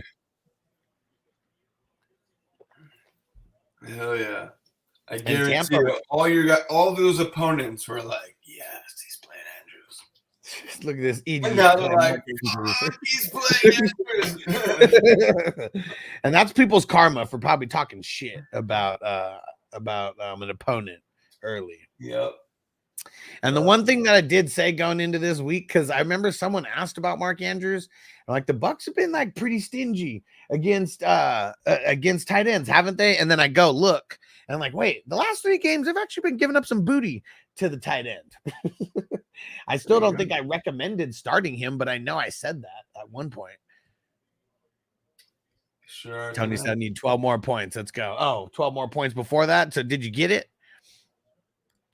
PJ said Lamar has 40 points, not even the 4th quarter. I mean, he's good. Is crushing it. Johnny said, I have 110 leagues. I'm sure I'm playing him somewhere. I'm a genius. You got him fired up in best ball, right, Johnny? Fired up in the best ball leagues. Ben Wilson ain't doing jokey.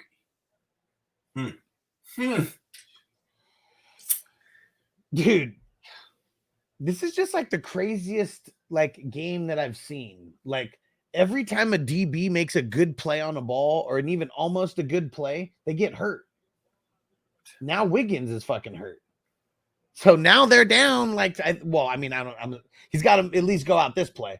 But now they're going to be down their top 3 cornerbacks for however long throughout this game. Can Baker actually throw it to someone? God damn it. Mr. Wumbo said, I think a lot really don't care about their bench. Some, especially seeing some of these trades. I send these 2 and I get back these 5. Yeah. He said, how do you have like 3 droppable benchers? Yeah, exactly. Because they're not listening to this show. They're not fucking making moves every week, like all that fucking stuff. And like, I'm a huge advocate for having 1 to 2 rotating spots in your bench where you just pick up the flavors of the week every week, or at least try. Because who knows? If you hit on just a couple of those guys, they can either help your team win a championship or they could turn into some big ass trade where you trade away 2 or 3 people for 1. Because I feel like that's almost the only way that you can like win some of these trades in redraft and even get people to trade with you is like overpaying for people. Yeah. But you got to overpay with like the shiny flavors of the week. What do you think about Debo? I mean, they said he's in the hospital, right? From like a pneumonia or pneumonia. And like, dude, I mean, I find it hard to believe that it just came out of nowhere like 10 minutes before the game started, but yeah, man, like that's fucking scary. Like you just getting like sick and like, you know, like, I don't know. I hear someone sick. I think fever, stomach flu, you know, maybe some shit like that. And, you know, he's in the hospital for a fucking pneumonia. Like, yeah, it doesn't sound right. Yeah. Damn. San Francisco is in trouble.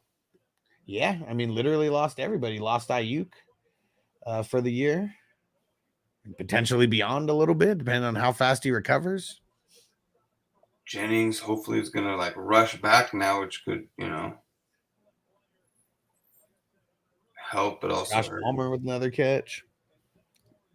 Johnny said the only place I have him in best ball is number 22 team. I said the Schmitty team where I took the backup. Johnny was still outscoring him. Oh man, yeah, Johnny had a crazy week this week. Like, what the hell, dude? Jamie says he's got the Andrews in the full house, number 18. Nice. Tony said reaching on a top end QB. He says top tier draft strategy. When you hit it is, I mean, see, like, that's the thing is like, there's so many different strategies that you could deploy, and like, but you got to hit, you know, and like, I really feel like Lamar in most leagues, most settings, he's just top end. I mean, especially if it's 4-point passing. You can get him like the latest for like a sure thing. You know what I mean? Most weeks, right? Yeah. Because of his rushing, you're never sitting him like ever. Any game he could go for 100 yards. Yeah. And 2 touchdowns on the ground, in addition to 1 or 2 through the air. And if it's the 4-point passing league, like that's why people jump out the window for Anthony Richardson, right? Because he's going to be such a huge time rusher. And it's like all these extra fucking points because he's rushing, you know, and rushing touchdowns and yada, yada. So that's why I hate those 4-point passing touchdown leagues. Even in the single QB leagues that we got going, Hess, it's all my scoring, like all the same scoring, like the, you know, the premium QB, tight end premium and all that. So like still the, you know, still the lame format that people want to play in, but at least I integrate, you know, the way that it still makes the QB more valuable than any other single QB league. It's not like they're like useless out there. Mm-hmm. And it doesn't make guys like Anthony Richardson extra fucking valuable compared to Kirk Cousins or Aaron Rodgers or whatever, you know, like going into the game. Like with that, with those settings, he's not nowhere near top 5. Just shouldn't be looked at it that way. What do you think of Noah Gray? You know, I mean, you're like he's more and more a thing. Yeah, and really, it's like the more pieces that they lose, it's like really just like anybody, the next He man up. becomes now like a big wide receiver. Kind of, yeah. Kind of And trust him. and he's like, just like Bateman when I don't there's. want to put him in as a flex. No, man, I get nervous about that. I mean, yeah, he put up points today. I think that 2 points. I think that no matter what, Patrick Mahomes spreads the ball so much.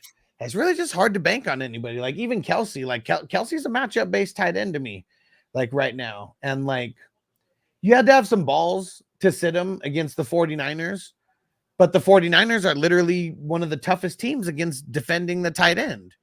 And like if we just went off of the matchups, knowing it's a horrible matchup for him, we just blindly sit him and we ignore the name. And when it's a halfway decent matchup, we got to play him. And if it's a great matchup, we got to play him. I mean, you got to have balls to do it, but yeah. And you have to have someone that's even worth it, right? Like that you have behind you. Yeah. Because there's multiple times where like the one of the weeks that Garrett Wilson went off like 2 weeks ago, and it was like the week after Wicks fucking balled out or whatever. Like so many people were asking me Garrett Wilson or Wicks. And I was like, even though all signs are pointing to Wicks being this guy, I'm not going to sit Garrett Wilson when he's still this number one, even in a bad matchup. With all of that, I'm still not playing someone who I think is a scrub over him. And I think that's where the start your studs comes into play. It shouldn't be start your studs. It shouldn't be like, don't start stupid people over your studs. Yeah. No.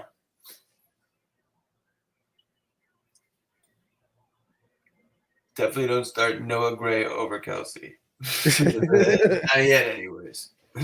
That's what's crazy. There could be one random game where he fucking outscores them by like 1 point, and like everybody would jump through the roof like about it. Yeah. Noah Gray, tight end one in Kansas City. Yeah. Tony said Tracy waiver wire pickup was huge. Hell yeah, especially if you were early in on it. And Ferguson Baker, huge free agent pickups. I mean, single QB. It's crazy that like Baker had like one bad game and like everybody mass dropped him. It was the same for Kirk Cousins. He got mass dropped before the Baker and Kirk game on Thursday night. Like I think both of those guys were dropped right before that. Johnny said, my boss hates it when I get pneumonia 10 minutes before my shift. And Tony said, my opinion, you have to overreact week one when people are popping off. Hell yeah, dude. I mean, I feel like we have to be the level-headed ones, and I want to take advantage of everyone's emotion when it comes to them wanting to get rid of players that they shouldn't get rid of. Because they're going to get rid of them to someone. It might as well be me. Like, it's their choice to say they hate these person and they're out on them and I want them off my team. Because I know that's happened plenty of times where I was in the right place at the right time with the right person that they liked. And they're like, yeah, fuck it, dude. Let's do it. Fuck this guy.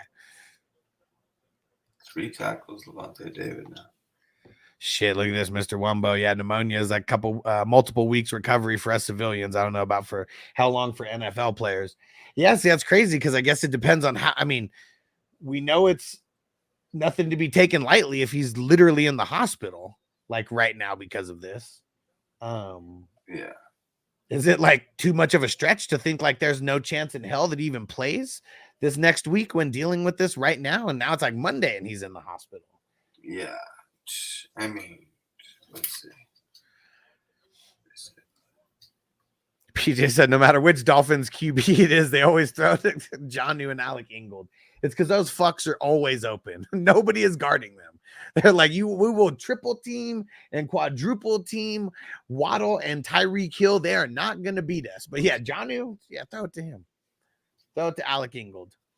We don't care about those guys. Mr. Wumbo said, yeah, drafting Richardson in the 5th round is really helping those teams out right now. And can you imagine in the super flex leagues where you draft 2 QBs that Richardson is drafted around the 1-2 turn at every single league, first round or second round. Uh-oh. I totally missed it. IDP something. Hold on.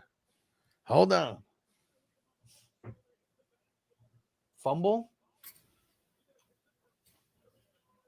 What? So we gotta see what this is all about. But okay. Jackson, did it happen? Yeah, fumble. Yep, it's a fumble. Okay, no return. No return. Yeah, so he recovered, but he got touched while he was still on his knee trying to get up. So no touchdown, but and so that's a Lamar fumble, right? And because it was like a backwards pass, but so yeah, I'm assuming it's a fumble on Lamar. That fucking sucks. Hopefully most can afford that one. He said likely tagged him just in time. Yeah.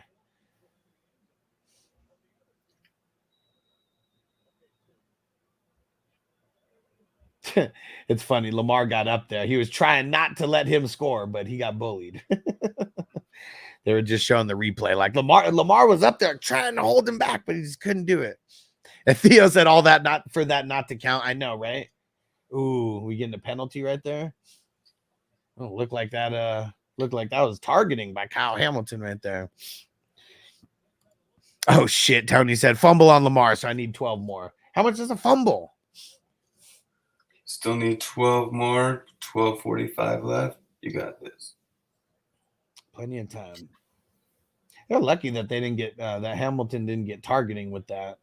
I mean, it was kind of shoulder to shoulder, but it definitely like pretty long after the ball was already over his head. J-Mo, 2-game suspension. Saw this? What? No. Performing enhancing drugs. Breaking news. Where's Derek at? Now you have to defend your boy. Ooh. What is it? Where'd you see it at? It's popping up right now. You'll see it in 2 seconds. Yep, you heard it here first. There you go. Yeah, literally just popped up right on my feed right now. Oh man. Let me go message Derek because he ain't in here right now. Wow.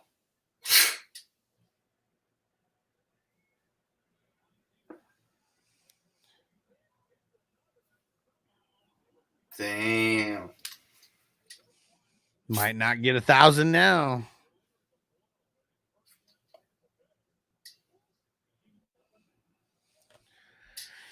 Whoa. Rush said, great, I have J-Mo on the bench, not for long. Don't drop him. Uh-oh. Baker action. Let's go. To Rashad White. No, man, to PJ. If he gambled on it, he'd be out for like life. But since he only, is using PEDs 2 games. It's crazy that like gambling is like the worst thing that you can do in the NFL now. And not even gambling on your own team or your own sport, just gambling in general. Oh, no. Yeah, J-Mo, Jameson Williams. He was not playing this week, bro. No, I think that was Rashad White, not Bucky. Yeah, that was Rashad White. But it was Baker. Yes, sir. It was Baker. What? Yeah. 2 points. 2 points. Let's go. Dude. Whew. And I think when they do a 2-pointer, I think only the skill player gets the points. I don't know if the QB gets it for throwing. Not sure. Oh, he's commented now. Okay. Chef Where is was putting out the comment. PJ said it was hard to fade on A Rich myself, but I was also fading Daniels and Caleb, 2 rookie QBs, 2 volatile. Hell yeah. Take it on the chin, says J-Mo.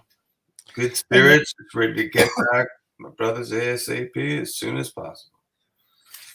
And hell yeah, PJ, I'm totally with you on the fading of the rookie QBs, especially for redraft. Like even last year, like I mean, I think that one thing that I've said I really need to do as a service to everybody who follows me is be the exact opposite on rookies compared to like everybody else in the fantasy world. Like how many people were like literally dying on this hill that Caleb was going to be a top 10 QB. And like if there's a shitload of injuries this year, like maybe he will be in the top 10. But like not the product that he's been putting on the field. I mean, Jaden Daniels, I mean, he's been an exception. He's been super dope. But yeah, Anthony Richardson, he didn't do anything last year. And he's still, you know, he was still touted as like this crazy fucking high prospect, you know, just because of 2 games. And there's all these claims that people made. Oh, well, you know, snap for snap, he had the highest points per snap out of anybody in the league. I mean, when you play less snaps than everybody, it's a little bit easier for you to score more points in those less snaps. And PJ Richardson wasn't even that good in college. Dude, I don't even watch college, and I knew that he wasn't a good thrower of the ball. Like, how do people that watch college think that he was a good thrower of the ball? I don't understand.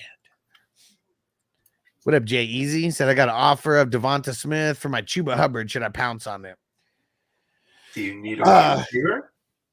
Yeah, it depends on how bad you need the wide receiver, but Chuba's been so above mid that it's like steady.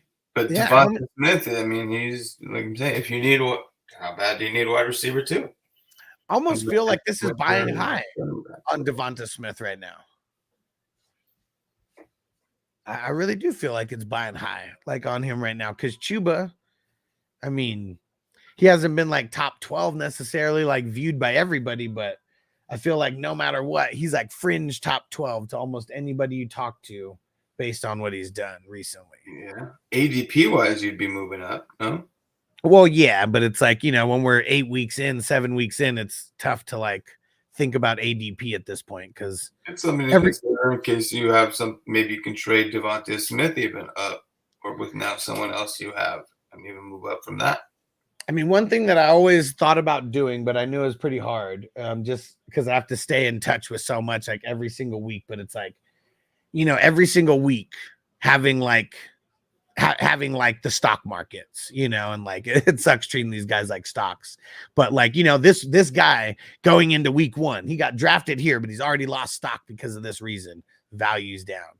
This guy, his value's risen in week 2 because of this and this and this. And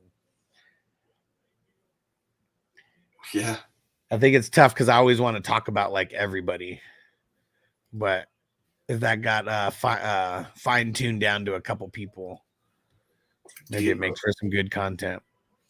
Jamie said I'm a Caleb hater. I wouldn't say I'm a Caleb hater, but I feel like because so many people were all over his nuts, it made me be on the exact opposite side.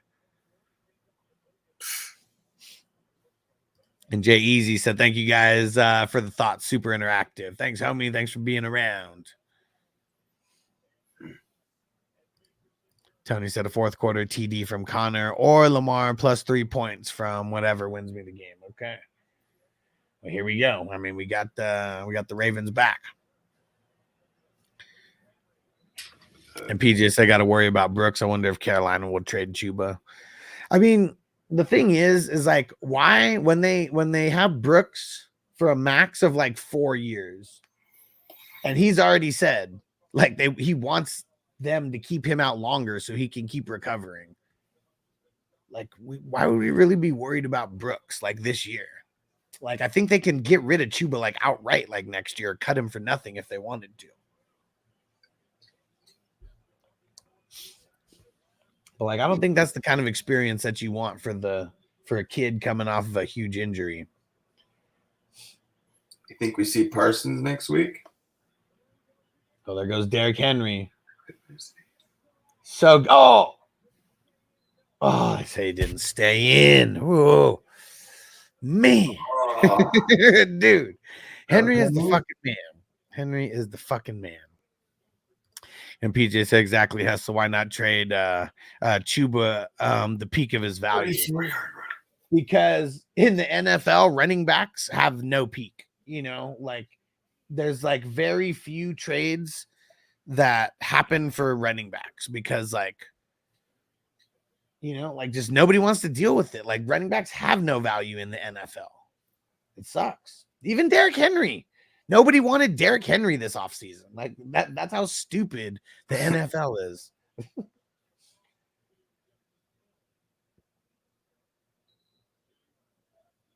I'm not saying like we'd never see running backs traded because I mean we've seen random running backs traded, but not too often does it ever work out, and it's usually just you know, for a super cheap pick.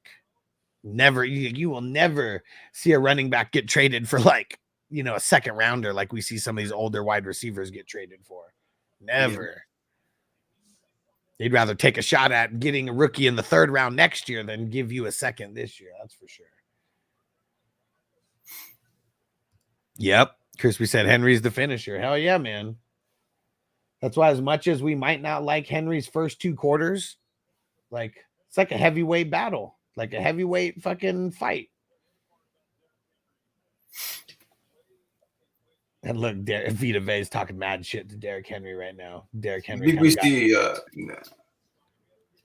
What up, Derrick? Oh man, Derrick, you get my text? Yeah. You get my text? What up, Pete? Oh shit. He said, "Oh man, going car shopping with the lady, with the girl. I mean, nice with the kiddos, dude." You hear about J-Mo? Yeah, Derrick, did you even hear about it? Because he said he's gonna get that 100K. But he didn't.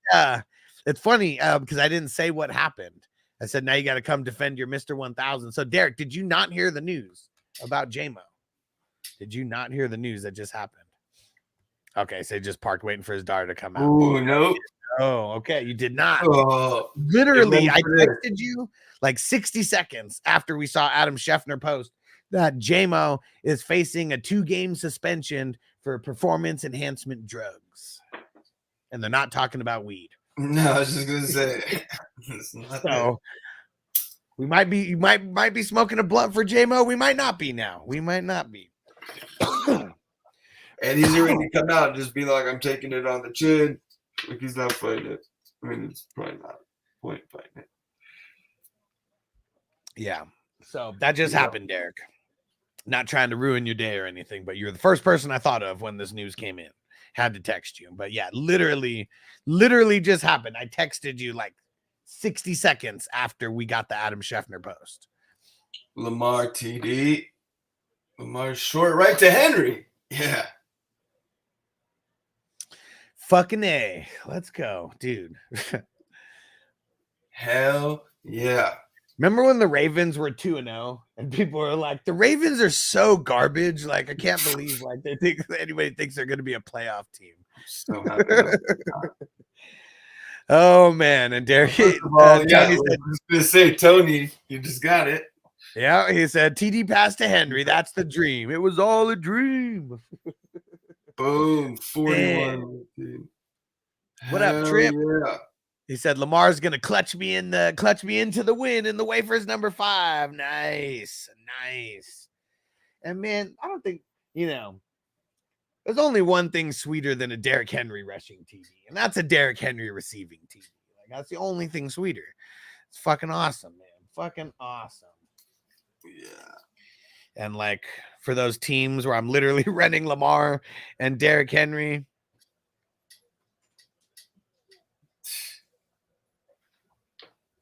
Yeah, you got some pissed off people now on the other side. They're like, this is exactly what couldn't happen. PJ said Lamar 1.5 points away from a 50 burger. Like, whew, what a game. What a game.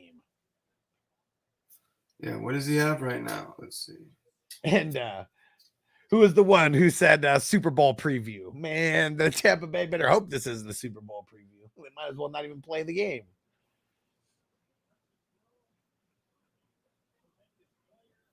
I hope that's something in the second half of the I hope that's something in the second half of the season that they deploy a little bit more. You know, Derrick Henry just getting the catch here and there. 15 carries, 169 yards. 69, dudes. See, and they threw it to him just to make sure that he keeps the 169 so he could be right on point. Right on point. Tony said I might have to buy a Lamar jersey. I feel you, man. I feel you. Let's wait until he wins us a championship, and then we can pay for that jersey with some championship winnings. It's the best way to do it. Yeah. PJ said maybe Laporta will fucking do something now, Huss. Just like Travis Kelce has turned into a matchup-based tight end, I would say that, Laporta's kind of like the same way. And let's see who they play next week. Yeah, they play the Titans. Ouch. That's a really horrible matchup, actually, for the tight ends. So. Oh, is it? Yeah, really bad. Oh, no. Let me go see where. Yeah, they're bottom in giving up points. I guess Indy did good against them. But I think that was just because they had a tight end score a touchdown in that game. And like outside of that, they've given up shit games to every tight end they've faced. I mean, that was, week 1, they faced Chicago, shut down Komet. Week 2, they faced Conklin. I mean, he didn't really do anything. Faced Kraft in week 3. He hadn't broken out yet. He broke out like the next week after that. And then they faced Miami in week 4. And as shitty as like Jonnu is like on paper, like he still has had like good games where he's been like a tight end 1, like against teams. So yeah, Laporta's not a good matchup. Hell yeah. Crispy said Lamar has 58 points in Huss's dynasties. Nice. That's very nice. Damn. Nice. Very nice. There's one league where I have Baker and Lamar going against each other. Lamar's bringing up the average for sure. I need Baker to get some garbage time points in these last 6 minutes. You have Lamar and Henry going in a dynasty? Yeah. And now I specifically said I have Lamar and Baker going. But I do have Lamar and Henry going in the league as well, yes. Yeah, that's 58. It's like almost 100 points, just the two of them. Yeah. And think about how easy it was to like get that stack in fantasy. Yeah. Yeah. It really was. What's funny? In the 8-team league, the kids league, I'm talking strategy with Noble. Yeah. And he's got like the 4th pick or something. And somehow Derrick Henry gets brought up. He heard me talking about him. He's like, Derrick Henry, he's good, right? I was like, yeah, but you don't have to get him in the 1st round. You can get him in the 2nd round. He's like, no, I'm getting him in the 1st round. Nice. Now he looks like a genius. Yep. Because I was even telling him get him in the 2nd round. It's so funny. And he was like, nope, I'm getting him with the 4th pick. Because he got Bijan. He got Bijan in the 2nd round because it's only an 8-teamer. So his team started off with Henry and Bijan.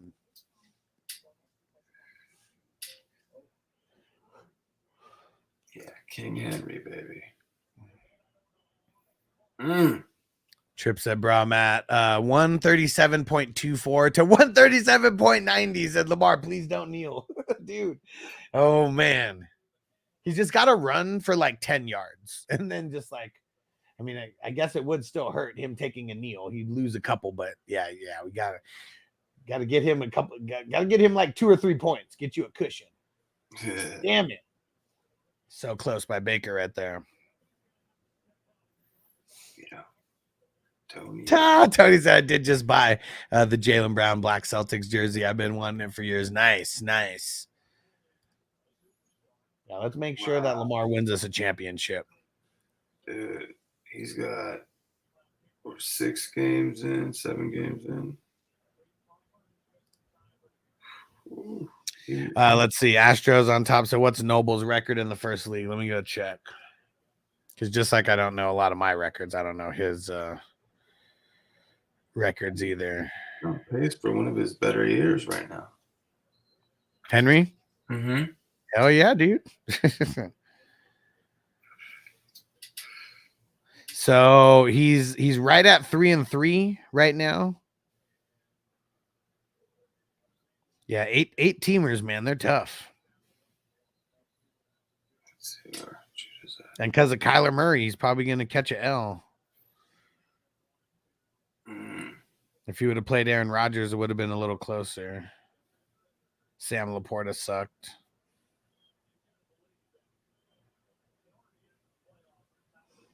Yeah, his team's good, but the thing is those the 8 teamers, every team's good. Even a group where it's like 8 kids who I doubt know much about anything about fantasy right now. Yeah. Astros on top said, yeah, the 8 teamers are tough. Yeah, because everybody, it's tough because everybody's just so good, That's really what it comes down to. And you have to be almost perfect with your starts and sits because you have to pick between the best guys. So they're tougher, but I also think they're easier for the casual folk because you don't have to try as hard to get a good team. Taylor thinking he might come back. JT? Yeah. I bet he's fringe for this week. I mean, originally they said high ankle, and usually high ankle, even if you're a freak of nature, it's still 3 or 4 weeks. It's been 3. Yeah. Oh, who is coming back this week for sure is Cooper Kupp. He got in a full hell yeah. Hell yeah. Let's go. Irving. Bucky. There you go. 1 for White, 1 for Irving. I love it. Let me see. Oh, dude. I didn't even look at the Marvel Multiverse of Madness, but I was down by 20 or something like that. And but that's before Derrick Henry added 30 points to his total, and before Bucky added 10 points to his total. There you go. Got that dub. Yeah, now I'm beating him by almost 30 points. There we go. Oh, it's Zoo Crew. All right, Zoo Crew getting that ass whooped this week. Derrick Henry coming through in the clutch. Let's go. Uncle Buck said, what up? Can I hang on in League 14? I don't know. Let's go see. Be funny if you're playing me because I don't even know who the hell I'm playing. My team sucks over there.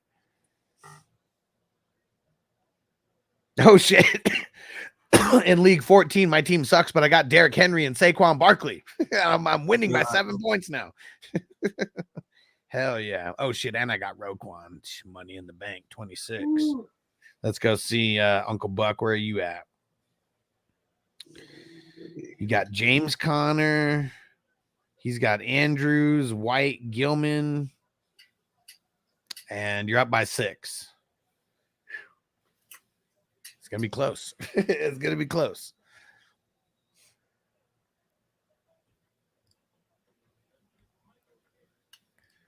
And Mini Moneymaker, what up? Traded Devontae for Bowers. Thoughts?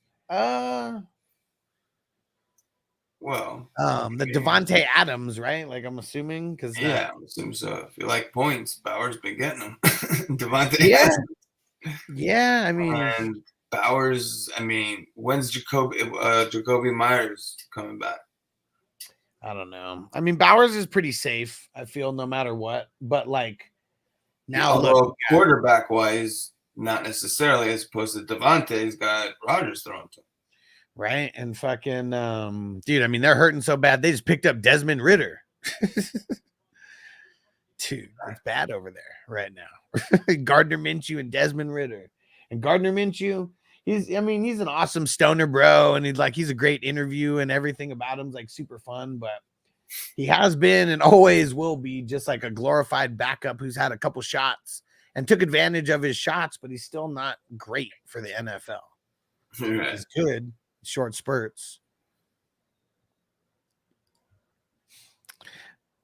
Oh, fuck yeah, dude. He said I'm about to beat the undefeated Mac. Oh, shit. I didn't even see that. His team totally choked. Ooh. Nice. And he's the SmackDown champ. Let's go. See, my team shows up when it's in one of these championship matchups. About to get the strap now. And Uncle Buck said, the buck stops here. And Doug said, I can't believe I dropped Rachaad White. Why did you drop Rachaad White? But Who me, do it's you like, have him for? why can I not save you guys from yourselves and dropping these guys who shouldn't be dropped? He didn't deserve to be played, but he also didn't deserve to be dropped. He's got a really shallow bench. Yeah, and that's what sucks. I know there's our guy Corey who's always in here. He plays in a league where there's only 3 bench spots.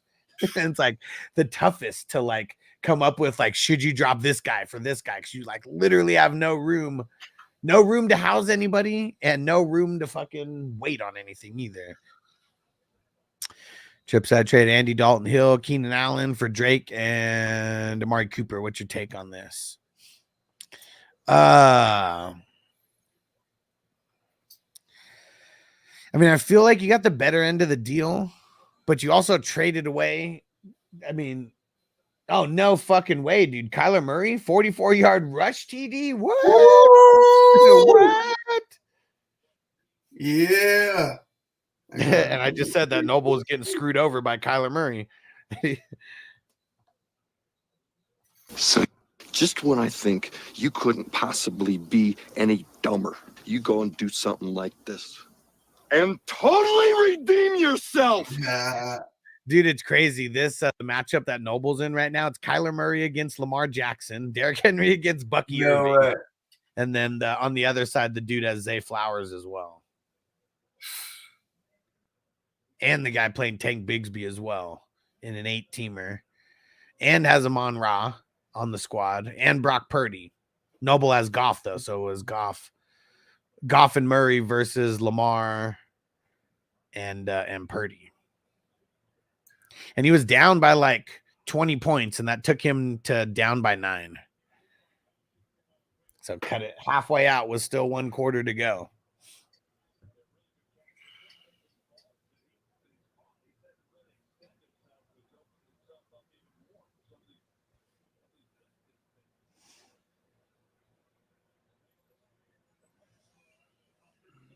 Oh, they said Van Noy with the pass rush, but he didn't get to him, though.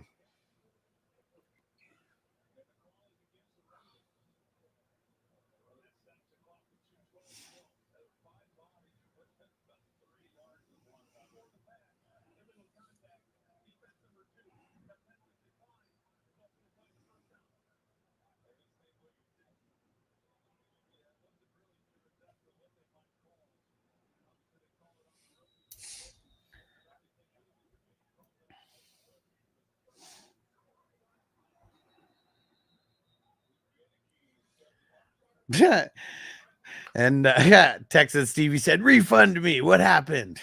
What happened? Did you get an 8 and a 5 again?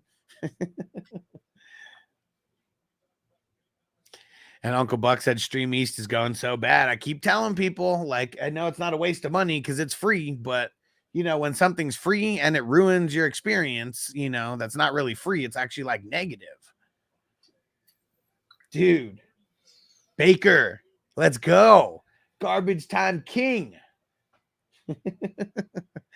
Garbage time king. Let's go to Rachaad White. Here we go. I'm 1 play behind, but I'm sure I'm going to be seeing it right here.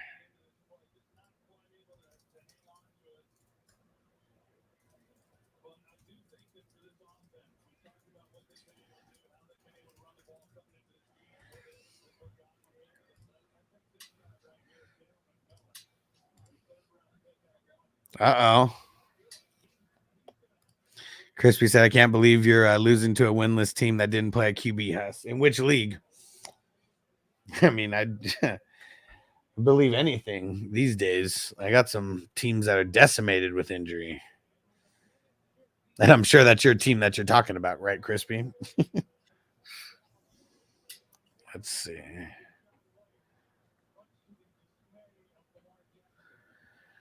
Where is it, Crispy? What league?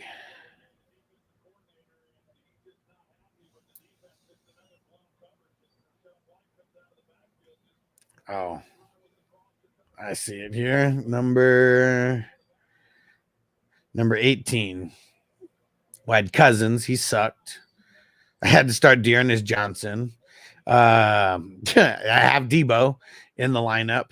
My team's so hurt that I had to play Tyson Chandler in a flex. He got 0.9 points.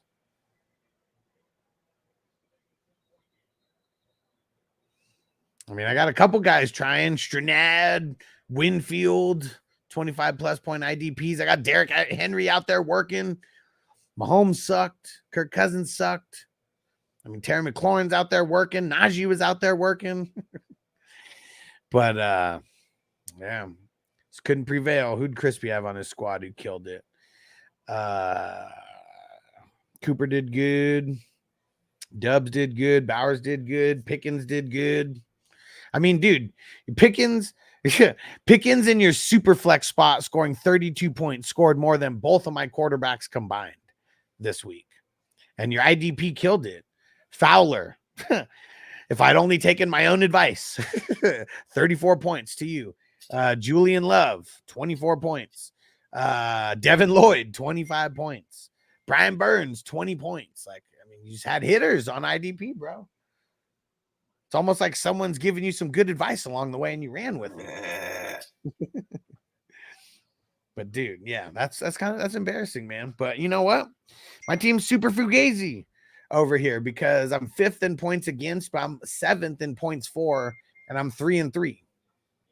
So in 5th place, but total fugazi.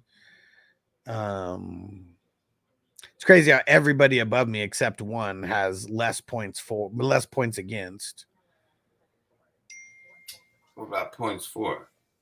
Points for, I'm at like 1,900. Everybody above me has more points than me, but everybody below me has less points than me.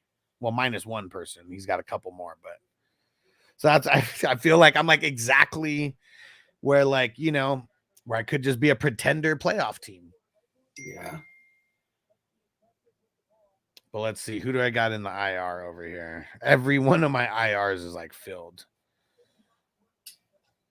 Nah, this is just a team not really that good because I don't even have any big hitters on IR.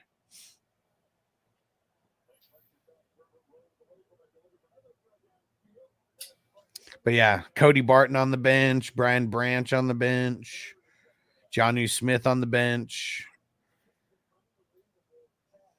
Aaron Rodgers on the bench. And even though he did shitty, he still scored more than both of my other QBs. Yeah, so this one, your team earned it, Crispy, because, I mean, you're beating me by 50 points damn near. How many? And Wumbo said your team's so bad you're starting Tyson Chandler from center from the Bulls. He didn't even get a point. He got 0.9. He got 0.9. And Toyota One said, thank you, Baker, for the dub in the 32-man. Bro, it was Henry and Bucky for me. We both got our dubs in a Monday Night Miracle. And the 32-man league, too. That one's tough. I know Ghost Monkey, he's amongst the tops.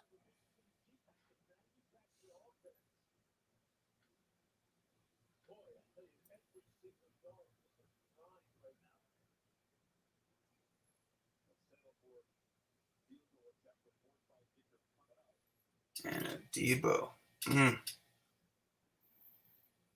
It was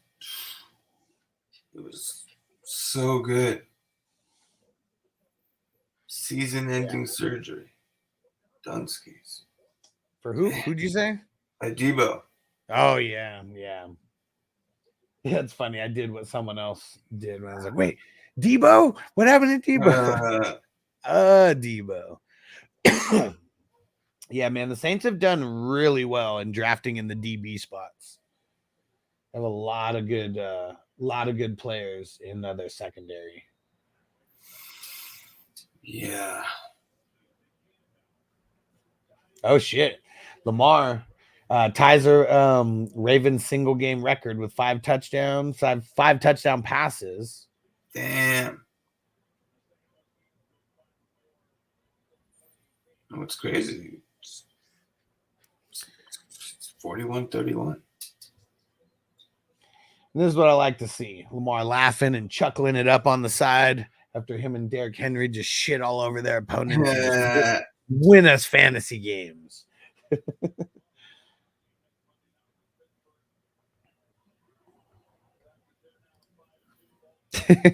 Mr. Wumbo said 0.9. That's some Calvin Ridley numbers. Dude.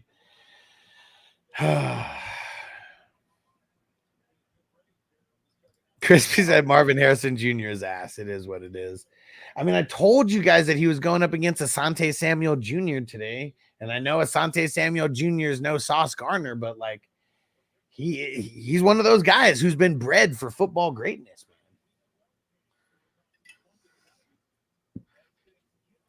Still 12 minutes left in this Cardinals-Chargers game. Yeah. Tony said, I'm sweating right now with needing 17 points or more from Connor. Oh, man. On the next drive specifically? Well, maybe just because there's 12 minutes. That's probably what I'm thinking. Thing is, though, I mean, Cardinals about to get the ball back right now. Right? I mean, no matter what, either they make the field goal here and they kick it off to them, or they miss the field goal and it's their ball. But either way, Cardinals are up right now. When you're up in the fourth quarter, like you run the ball. So I'm assuming we're going to get them using it tonight. Let's see. 15 carries, 77 yards. For who? For Connor. Okay. Dobbins, 11 carries, 37 yards. Mr. Rumbo, he only needs 110 yard. He only needs 110 yard run in a TD. Better hopes and zigzags a lot. So you're saying there's a chance. Man, I can't believe that they just let Kyler do that to him. They're showing the replay again. I mean, that was just like so easy. He just totally hits the corner and no angles. Wrong angle pursuit. PJ says the Chargers kicker, the biggest, the busiest job in America. I mean, dude, he's been working. He's been earning that paycheck tonight. That's for sure. K. Dottins, 7 receptions, 91 yards right now. There we go. See, he's becoming playable, isn't he? Well, this week specifically, it was a really good matchup for him going up against the Ravens. And so he was one of the guys that I said start this week with a lot of confidence over all those other bums that are out there. And the Ravens have been pretty consistent about giving up ass to the tight ends. Like they've been giving up a lot of points to the tight ends. I think maybe every week except for week 1. Unless Noah Gray got something week 1. I can't remember. Yeah, Crispy Devonta Smith. Yeah. Horrible game for him. And you know, like the only person we have to blame is Saquon. You know, when you like literally are so good that you just eat up the entire, you know, just entire drive by yourself on like 2 runs. Like, it's tough, man. It's tough. It's not going to go to AJ Brown. PJ says Derwin James a good IDP guy. I have no idea. So yes, Godwin injured. What? No. With a minute left in the game? What did that just say? I mean, Baker's the one who just got blasted right now. Let's see. Godwin was injured during the play. Oh, shit. Because I had the comment up in front of it. I couldn't see it. Dude, are you fucking kidding? Right at the end of the game? Wow. Dude, that's the fucking worst, man. Literally a minute left in this game. You're throwing fucking Hail Marys.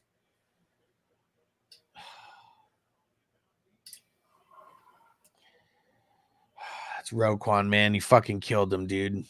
Oh, is that what happened? Yeah. Yeah. Oh, dude. See, like, why is Roquan even playing right now? They're up by 10 with a minute left. Fuck. Maybe he's faking it to stop the clock. Let's fucking hope so.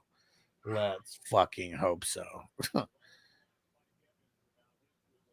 fuck, man. Yeah, Johnny said Bucs trying to pull some dumbass shit. Yeah, dude. Like, down, like people are on their knees right now. Yeah.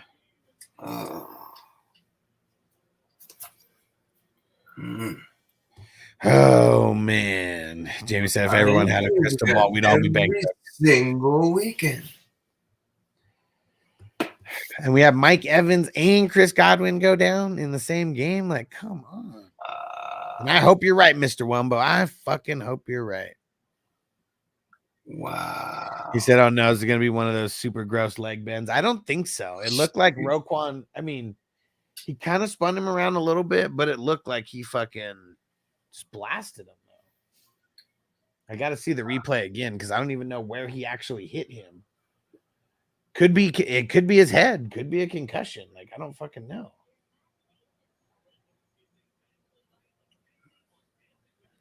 Bringing out the cart.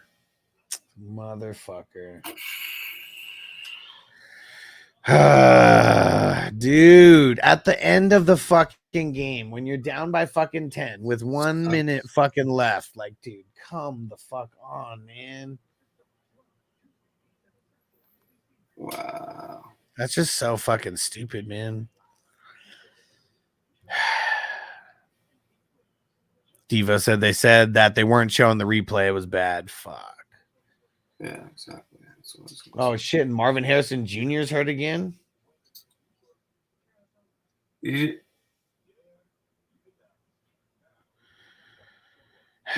Giants. There's no reason to have your starters play him.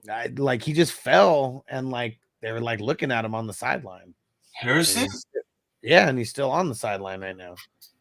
Not saying he's not going to come back in, but that's what happened on these last plays. Man.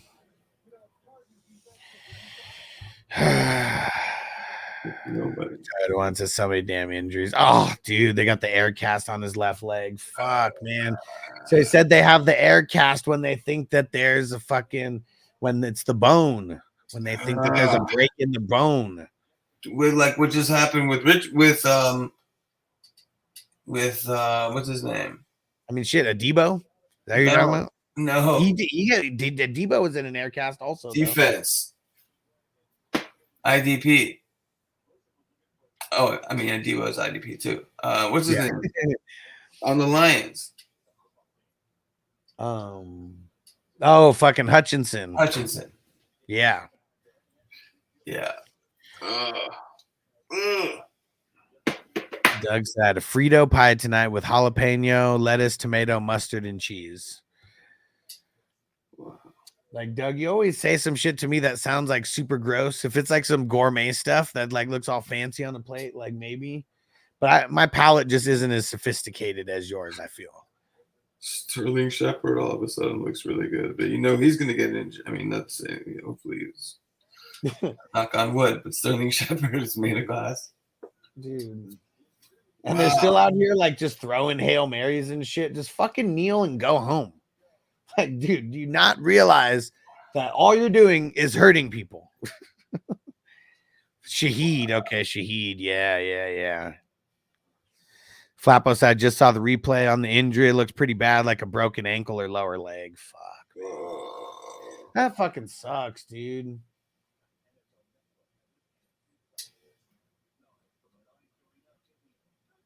Baker fucking killed 2 wide receivers tonight. Jalen McMillan. Crispy. And now Tampa Bay. They suck again.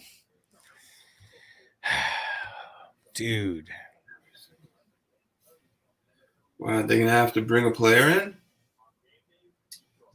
I mean, you're 4-3. They just lost their wide receiver room. Yeah. For at least they lost in at least 3 games.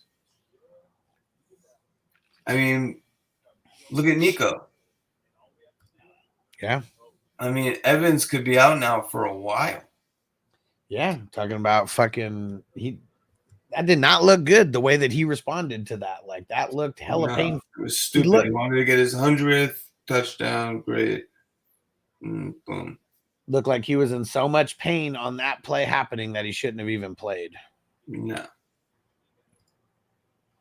Baker who killed everybody. They killed Killer, B. PJ said Bucks gonna grab Jacoby and or Judy tomorrow. I don't know. Like, that's what's also tough is like, if you're not getting guys who know your exact system, it's almost pointless to bring guys in mid-season. Unless they're done 4-3 and they're gonna throw the towel in. We'll see. Like, that's the thing. Like, throwing the towel in, like, I would think Baker Mayfield would be benched at that point. They wouldn't play any starters if there was throwing the towel in. I think that on any given Sunday, there's a lot of random wide receivers that could do okay if you have a good defense and a decent running game. Think so? I mean, I'm not saying they're I'm not saying they're going to win the Super Bowl, but we know the opposite is true. If you don't have a good quarterback, and you can have fantastic wide receivers. Yeah, and past Miami, and I don't know. I guess we've seen guys like Tim Tebow, win without throwing a lot of passes and like stuff. I'm not saying like he's going to be a Tim Tebow or anything. Just trying to bring up an example that came to mind. I mean, lucky for them, they play in like maybe the worst division in football. Yeah. So like that's kind of why maybe you don't have to go mortgage some of the future for the present.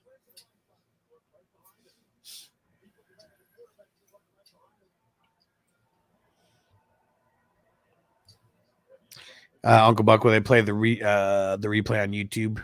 Probably. I'm sure someone will put it up there. Andre said, does Derwin play middle linebacker for the Chargers now? No, he's a strong safety, but they bring him up into the box to where he's like, kind of lined up as a linebacker sometimes. I know Johnny said, why is Tampa still playing like they can win? Yeah, like, I mean, you just killed Godwin in the last minute. Like, I mean, just your last bit of healthy players, just fucking keep them healthy. Not having Baker run so he can get hit by Kyle Hamilton, and lucky that Kyle Hamilton felt sorry for him and just like wrapped him up and took him down and didn't fucking blast him.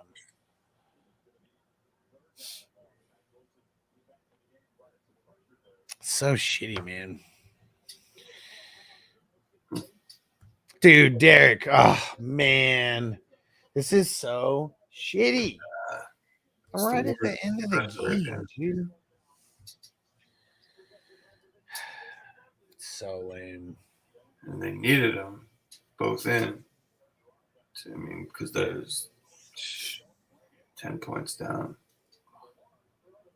So fucking lame.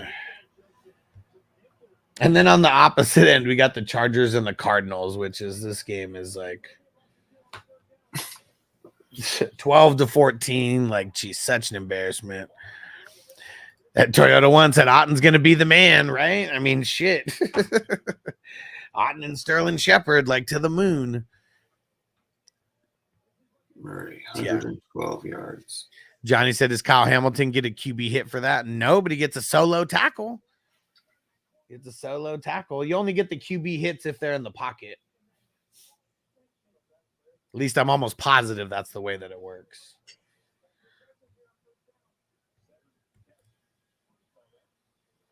Millie said, damn, they got the Falcons next week without both wide receivers. It's hard out here for a commish, man. It really is. It really is. PJ said Disley going nuts. Dude, it's crazy, man. Like all of a sudden. Like the footballers, and if any of you guys still listen to the footballers, let's see if they have their Will Disley drop. That little country hick fucking song.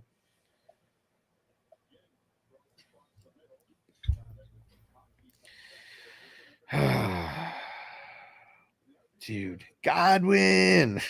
Man. It's so rough, man. It really is. All right. I didn't go through the squares yet. too busy watching this crazy game, but we'll do that after the show. And we still got 7 minutes left in this Chargers Cardinals, and Chargers got the ball. They do. PJ said, as if Devontae was worth a third rounder, Bucs can give up a fourth or a fifth. Well, that's the thing. Devontae wasn't worth a third rounder. Didn't they? Wasn't it a fourth that could turn into a second? Or am I wrong about that? Derek said, I'm going to go cry now. Man, I feel you, bro. This shit fucking sucks. Fucking sucks, man. I'm just glad. And it makes it even worse that it was like right at the end of the game. Like literally, like right at the end of the game. No chance in hell that you're winning. Man, just people out there have got both Evans and Godwin. I mean, you know, I'm sure there's a lot of people who like refuse to like stack players, but from where those guys were getting drafted, you know that there's people that had both of them on the same squad. Oh, yeah. Derek said, first JMO, now this. Dude, our teams are dropping like flies, man. Dropping like flies.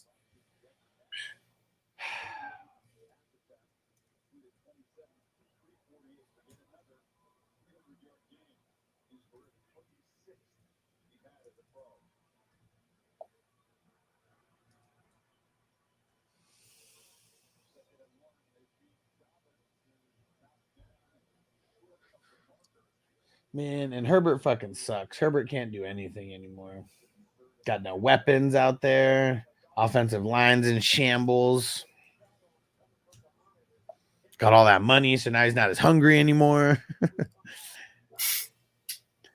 PJ said upgraded to a second round pick if Adams isn't all pro or active for the AFC Championship game or the Super Bowl. Yeah. So, okay. So okay. Conventional third rounder. Yeah, but if they're good, that third rounder is what? Like in the 90s or hundreds, you know? Like, yeah, that's crazy. That's what they're assuming. Mr. Wumbo, please trade for Pittman. Yeah. Be awesome. They're going to have to bring somebody in.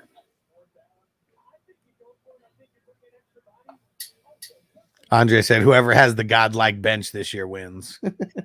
Yeah, seriously. And PJ said, point is Jacoby being cheap. Yeah, but a fifth rounder is not like Jacoby's not worth a fifth rounder. Like he's worth like a seventh rounder at best. Like he's not worth anything, especially if he's not familiar with the system.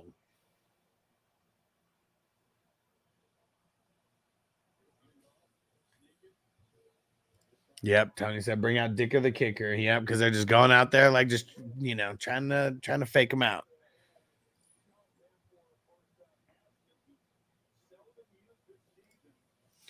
All right, let's go.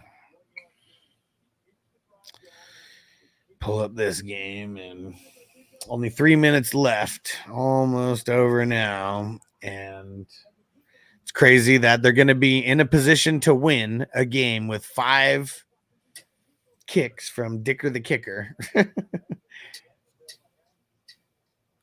And Mini Money Maker, I want to trade for Jamar Chase. I have Deontay, Brian Thomas Jr., Cup, Mason.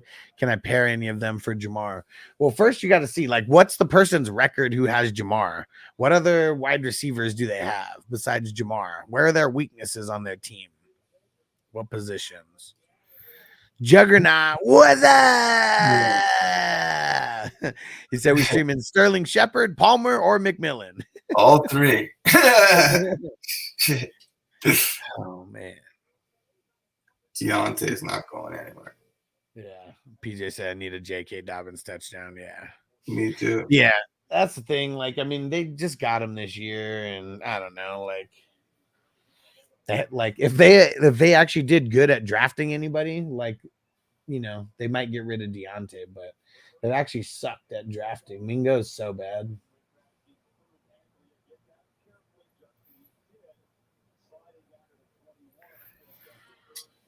So Chargers are just going to try to run out this whole clock here. PJ said Leggett. I mean, let's prove it that he can actually be a number 1 or 2. I mean, I don't think he's going to be a number 1, but he doesn't even run like good routes like that though. So it's like, could he even be a solid number 2? Is Ricky Pearsall going to be a thing now? Right. Lots of questions. Yeah, more of a stash than anything, I feel. Charter said, does Kirk Cousins bounce back this week at Tampa? I mean, Tampa has a lot of their DBs out right now.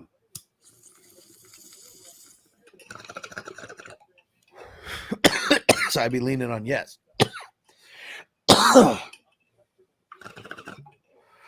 In charge that we streaming Falcons defense against Tampa. I mean, that's a classic example of like mid-level defense in a smash like matchup. I mean, we're assuming that there's no Godwins or Evans or anything like that. So look at how good like even a Cardinals defense would be right now, like going against Herbert, missing multiple pieces. You're missing your top pieces, man. There's no replacing those guys. And now Scary Terry takes a dip too. So Jaden Daniels, I mean, we'll see what happens, right? Yeah, I mean, Marcus Mariota is not horrible, but not great by any feat. BJ said Jim Harbaugh's about to have a heart attack. Yeah, and like I wonder what happened to him last week. Do you think that because he went to the blue tent, remember, and they like made like a big thing of it? I wonder if like he was getting so crazy that his blood pressure like spiked through the roof or something.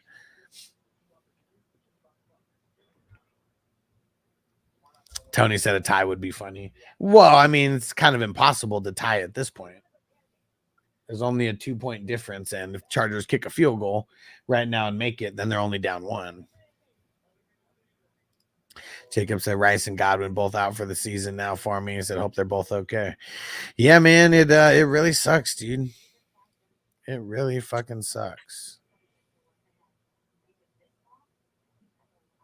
Tony said 3 more yards for Connor would be so funny, but please just give me 4 more. Okay. Said he has a heart condition. He had an episode. Okay. For sure. Yeah, you never really see coaches going into the blue tents, and it had to be something serious. Andre said hip drop tackle from Roquan just cooked my fantasy team. I love it. Yeah, dude. Like, fucking Roquan, man. Had to kill him. Had to fucking kill him out there, man. It shit sucks. Russell said we starting Cup on Thursday, and what might a snap count be? I think he's going to be good. He was a full go in practice today. I think we just start him like normal. We've been waiting for this long. They kept him out the extra weeks to get him the extra time. Nice to see him back. Derek said poor Baker lost Evans and Godwin same game. Yeah. Oh, Tony said that my fantasy team is 3-yard Connor gain away from a tie. Ooh.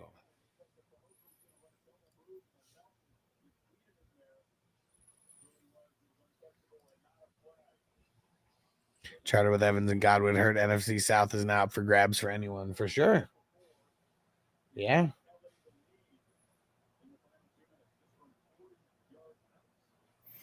Yeah, now you got the Saints and the Bucs, who's like completely hurt out there, and the Panthers, who just suck, and the fucking Falcons, who are underperforming. Frizzio said drop Leggett for Ricky or Cedric Tillman.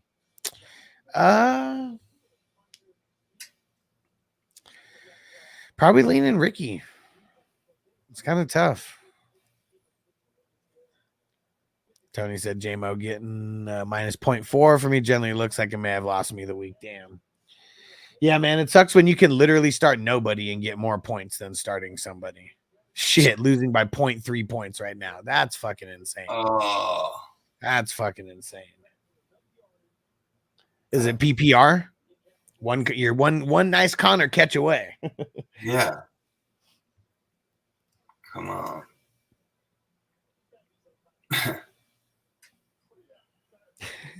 Astro said, come on, Cardinals, waste the clock, then kick a field goal. I don't know how that feels. Okay, standard. Well, you're 35 yards away. He could do it. It could happen. Mr. Wumbo JMO out 2 weeks and about to score more in those 2 weeks than this week, though. Yeah, that's not good, man. When people throw up negative anything.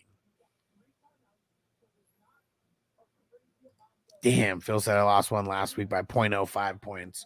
Whew. Those ones are the tough ones, man. Those ones really suck. Because I feel like I'd rather get my ass whooped than lose like some like super close match where you think like you're gonna win and there's like a chance and coming down to the wire and then you still lose.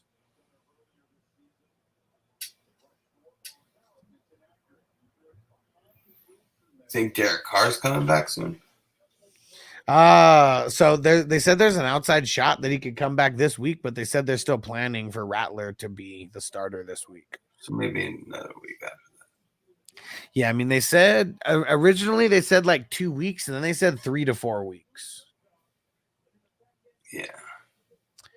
Mr. Wumbo said, I think I've only tied maybe once ever. What's crazy is in best ball, in the best ball league, I tied last year. I remember me and Big Tons tied one game, and we have like 15 starters. So just like imagine that, like 15 starters with the decimal points, IDP, offense, all that shit, and still got the tie somehow.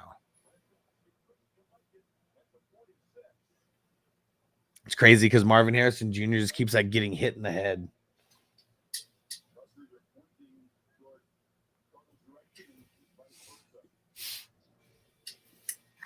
Yeah, Mr. Wumbo, because points can be so specific. Hell yeah. I mean, goes down to the 100th decimal point.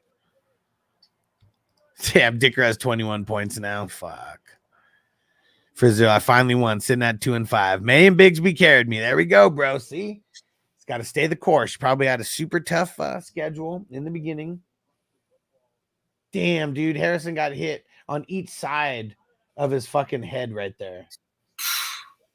After he's coming back from a concussion and from when he hit the ground earlier, it looked like he hit his head. That's when I said when he was like out on the side when they were looking at him. Dude. Tony said unnecessary roughness. But unnecessary roughness. Hey, James Conner. I think he just won it for you right there, bro. Did you just get one? I think, yeah. Did he win it right there? Ah, look at that. Short run. 33 yards. Let's go. One play. And it was a reception. I know that doesn't matter, but if it was PPR, I would have made it even easier for you there. Boom. Boom. There we go. Monday Night Miracles all around. You get a miracle. You get a miracle. You get a miracle. Let's go.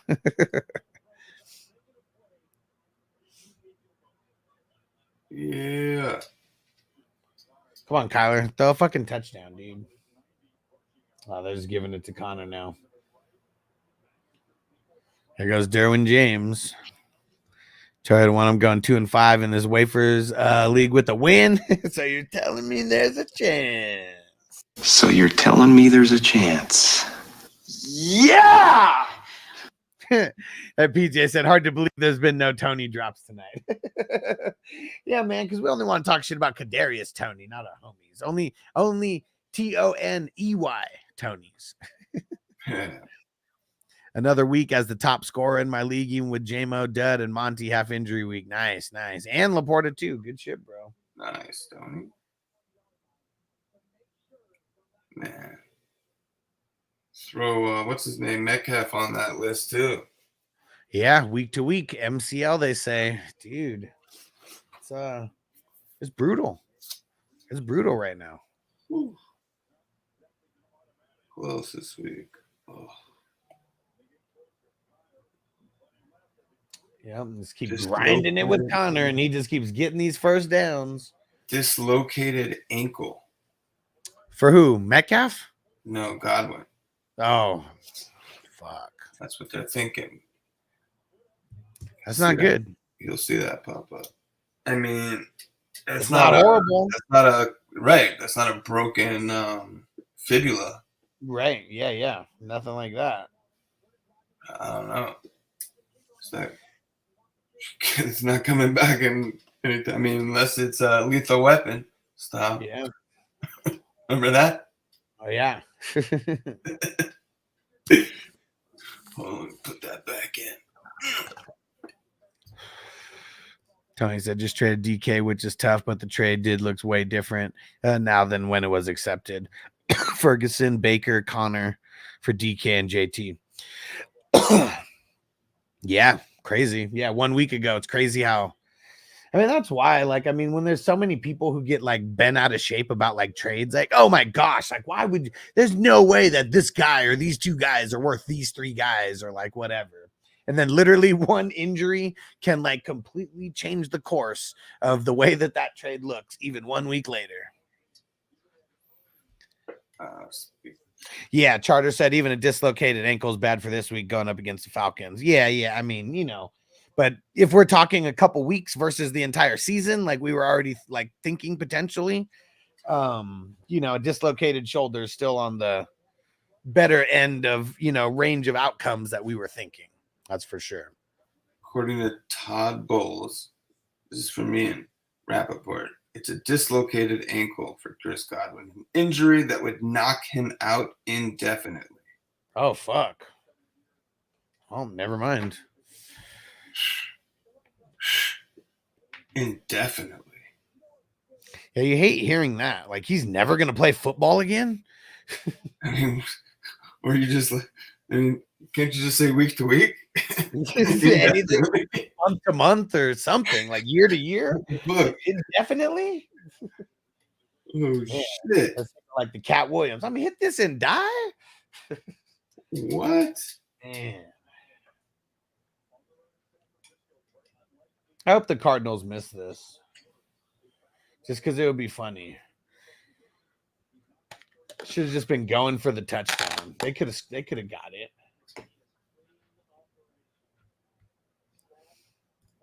Sounds painful, might be worse than a break. Yeah. Well, because I mean, dislocated, I mean, it's not on the bone, right? It's whatever's connecting the bones together. Sounds like something. Peace out, PJ. Peace. He said either way, they make it or miss it. Yeah, last 2 seconds. Let's see what they do. Yeah, Schefter is saying it too. It might. Oh, because he's a free agent after the season. Oh, even worse. Even worse. Uncle Buck coming up 3, coming up short 3 points. Better pray for a stat correction. The tie beat Max a couple times. Yeah. Oh, you're talking about my game? I mean, dislocated ankle would end Chris Godwin's season. Let's see who he has. Who's he have playing? R.I.P. Godwin, 2024. Yeah, I mean, it could happen. I doubt he's getting any stat corrections, though. If anything, I might get a stat correction on Roquan. But, I mean, the way my team's doing, I'm 2-4, man. You know, like, I don't want to catch any, like, wins that I wasn't supposed to win with. Not the way my team's looking right now. Which league's that? The number 14.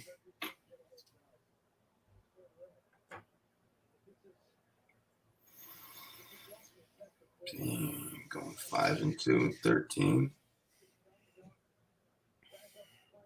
Man, let me go check my best ball team. The team that was 12-0 still. See if we can stay moving on up. Oh shit! What mini moneymaker say? It was the trade or something. What was it? They need an RB with ETN and JT out, and wide receiver 2 is Mooney. They're 7 out of 12. I feel like you're probably gonna have to give up, like just a handful of players, whether that's 2 or 3. But I really feel like it's probably what you're gonna have to do there. I mean, maybe you sell high on Brian Thomas Jr. right now.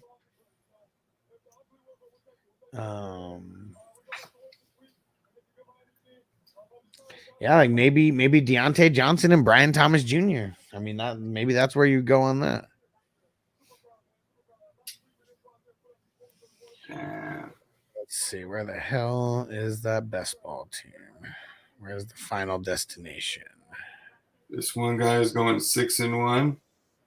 He's got J-Mo now going down, Chris Godwin going down, Jaden Daniels. Let's see for how long, but man, survival of the fittest, of the healthiest, man. Yep, this sucks. No longer undefeated for me. I had Dak on bye, and I didn't have any other. Well, I had Aiden O'Connell and Gardner Minshew, but they weren't good enough to crack my starting lineup. Yeah, it was not good, man. Mostert was my best player that got thrown in a super flex, 5 points. Lost by like 20-something points. Bad showing. Still got one team 7-0. Stu.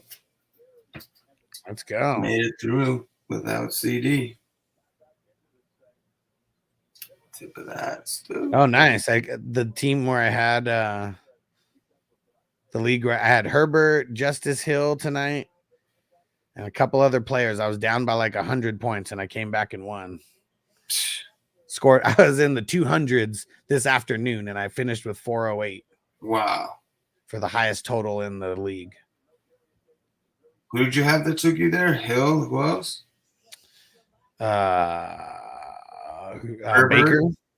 Baker and Herbert and Hill.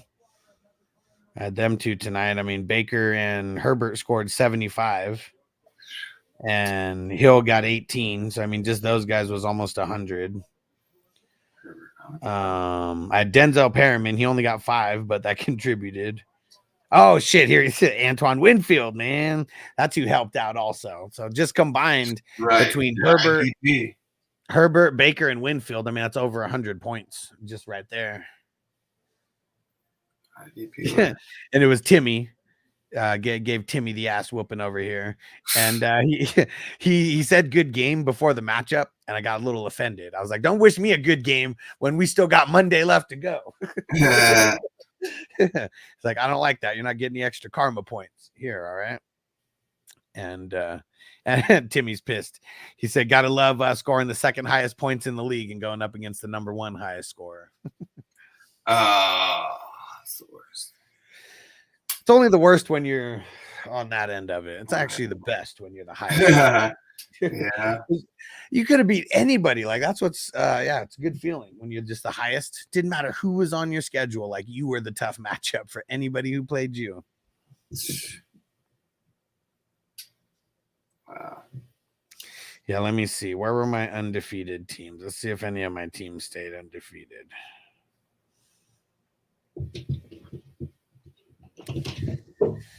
No, man. 5-1 team beat me in it was Dennis, of course. Makes it even worse losing to Dennis. J-Mo and Cortland Sutton. Bye weeks killed me. I literally had to start Sutton. And it's crazy. If I start Russell Wilson over Brock Purdy, I would have won. Why didn't I think of that? What's on the bench? Let's see. Anybody else? Where's my other? I know I had one other 6-0 team. Woo! Me and Crispy in the number 25. I'm 6-0 right now, and I faced Crispy, who put up 402 points, but I prevailed, putting up 414 points. Damn, dude, what a fucking matchup! Was that also 1-2 scenario there? Crispy's 4-2. No, 1-2 like points in that week for the. Oh, it has to be. So he got number 2 points, but lost because he was with you. Yeah. Yep. Crispy, you can have that win in the 18 where my team sucks. Yeah, I know this loss. I know it's hurting for Crispy, and I had Josh Allen and Rodgers over there, and Joe Mixon and Najee killed it. Oh, Keon Coleman. That's who fucking carried me because there's no way you should have got 27 points. But Here's my 3 starting wide receivers. Coleman, AJ Brown, and Brian Thomas Jr. And then got Higgins. I mean, he would normally be there. Okay. Jordan Mason, and then Ray McLeod. I mean, Jordan Mason and Ray. Those are my shitty guys this week.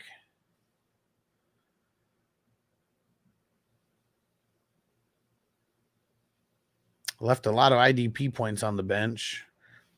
But outside of a Debo, every one of my IDP guys scored minimum of 11.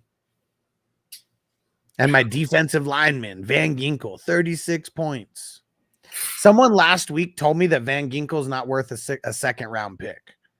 So now I'm going to tell him, now you waited these 30 points worth a first round pick. 36 points. Should have did it. He could have got him low for me. He was like, yeah, 2/3. I was like, come on, bro. All right. Crazy week. Crazy week. A lot of fucking injuries, man. This is why we got to stay on it, though. Got to be able to weather these injury storms. Fucking crazy. And Uncle Buck said, all good. All good. I got Mac next week. Whoop his ass for me, bro. And CB Dizzle won this week, 2-5 now. Need CMC to come back. Just keep fighting. Keep fighting. Yeah. Toyota one also hit the high score for week number 97, but Godwin going down hurt. Yeah, that's going to hurt a lot of my teams. Godwin. Fuck, man.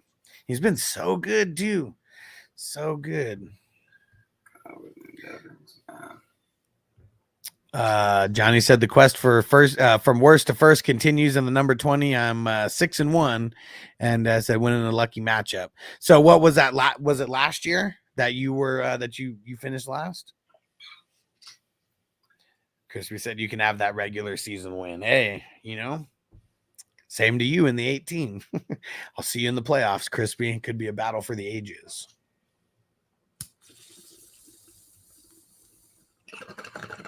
Now I'm going to have to make a move over there.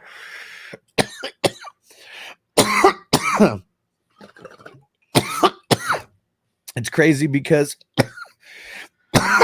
that team we drafted this year, and I kind of drafted with the future in mind. I drafted like a lot of rookies, but like it's been doing good enough with like the pieces to keep me going 7-0. What up, Will? He said, you see J-Mo suspended 2 games. Yeah, we were talking about it earlier. I wonder if Zay Flowers. So Zay Flowers came back. He came back, but shit, he only had that 1 catch the entire game. I'm nervous. Nice, Johnny. He said, I think I won 2 games. Last year went rookie heavy in the draft, so it's paying off now. Nice. Well, Ayuk, Godwin, Evans, all down. Yeah, injuries all over the place. It is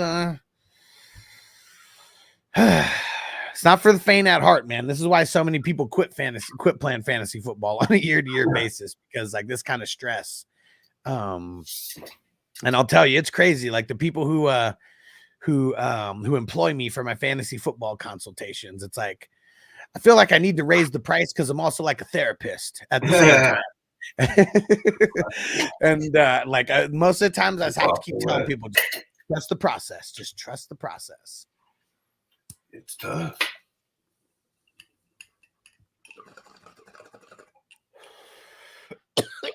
What are you smoking on over there, Hess?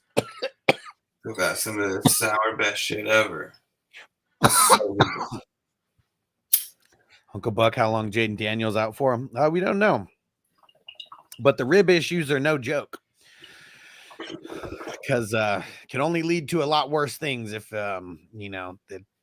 they don't get those things back intact. I mean, look at you're just talking about Derek Carr. Yeah, basically same injury. Yeah, and there's like literally nothing they can do to make those things heal faster. That's what sucks. It's like ribs are almost, I mean, ribs and hamstrings, those are like some of the worst injuries out there because like they have to just heal themselves. You can't do like shit to like help the process or speed it along or anything. No. What up, Andrew? So what a crazy finish. Was down 46 with Baker and Connor. Said honestly thought it was over. This is what these are the Monday Night Miracles we're going to be telling people about years from now. Oh, fuck, that sucks. Will said I lost on the last Connor reception in one league. Bro, were you playing Tony? Tony won on that last one. Yeah, so funny, man. And I know that you weren't. But dude, yeah, that's crazy. That's fucking crazy, man. All because and I lost because Kyler allowing the Kyler touchdown. That was a long one, man. That was what, 44 yards, 45 yards. Mr. Rumble, people are saying his mom says he's going to be fine, but what's she going to say? He'll recover and has months to live. Yeah. Yeah, so he's got to keep grinding. Literally no other option. All right, let's finish this bowl, and then we'll see you guys tomorrow.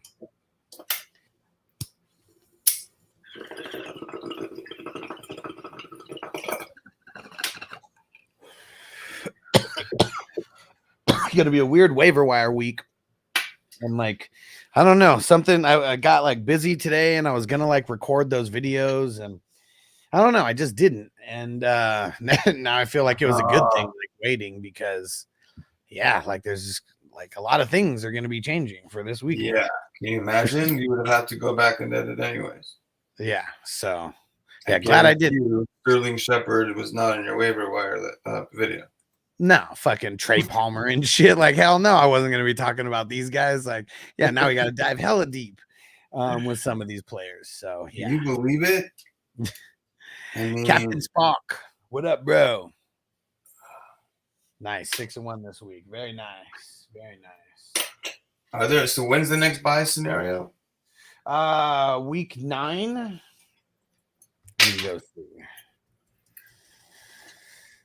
All right, so now it's just injuries. Yeah, nobody in week 12. I mean, nobody in week 8. We got Steelers and 49ers in week 9. And then starts the crazy bye weeks. Week 10, Browns, Packers, Raiders, Seahawks. Week 11, Cardinals, Panthers, Giants, Bucs. Then week 12, Falcons, Bills, Bengals, Jaguars, Saints, Jets. And then week 14, Ravens, Broncos, Texans, Colts, Patriots, Commandos. Yeah, once week 9 starts, it's like we got what? How many is that? 5 out of 6 weeks. 4 out of 5 weeks, whatever it is. And what up, Clap Nuts? He said, trade Chubb for Caleb. I need a good QB bad. And Fields got Fields and Andy Dalton. Other QB, yeah, and so it's like you don't even have Fields now. Other QB or other RBs, Aaron Jones, Connor, JK. I mean, if you can get them like straight up, like, yeah, I mean, it's not like, I mean, unless Chubb turns into like something insane, it's not like really hurting your team. Captain Spock said, Dab King, let's get it. All right. About that time. Will said, hella deep on the Bucs receivers now. Yeah. They're already shallow to begin with. Now we got to see how deep that we can go.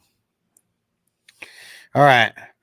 Let's get up out of here. Jason said, will Puka be back this season? He should be. I mean, might not be for a couple more weeks, but they said like somewhere after midseason, right? Maybe week like 10, 11. We shall see. We shall see. And what device you got using over there, Hess? Let's see. This is the iSpire Dab. Nice. Yep. I like it. Ooh. Boom. Hell yeah. All right. Hess, anything you want to shout out before we get the hell up out of here? Always get your Heisman. Get your Takao, get your Tyson 2.0. Fantasy football hustler all day, every day. Let's get it. Thanks for coming on, brother. And we'll see you guys tomorrow morning. Peace out, peeps. Thanks. Defense on me. I don't want them to gain another yard. You blitz all night. If they cross the line of scrimmage, I'm going to take every last one of you out. You make sure they remember forever the night they played the Titans.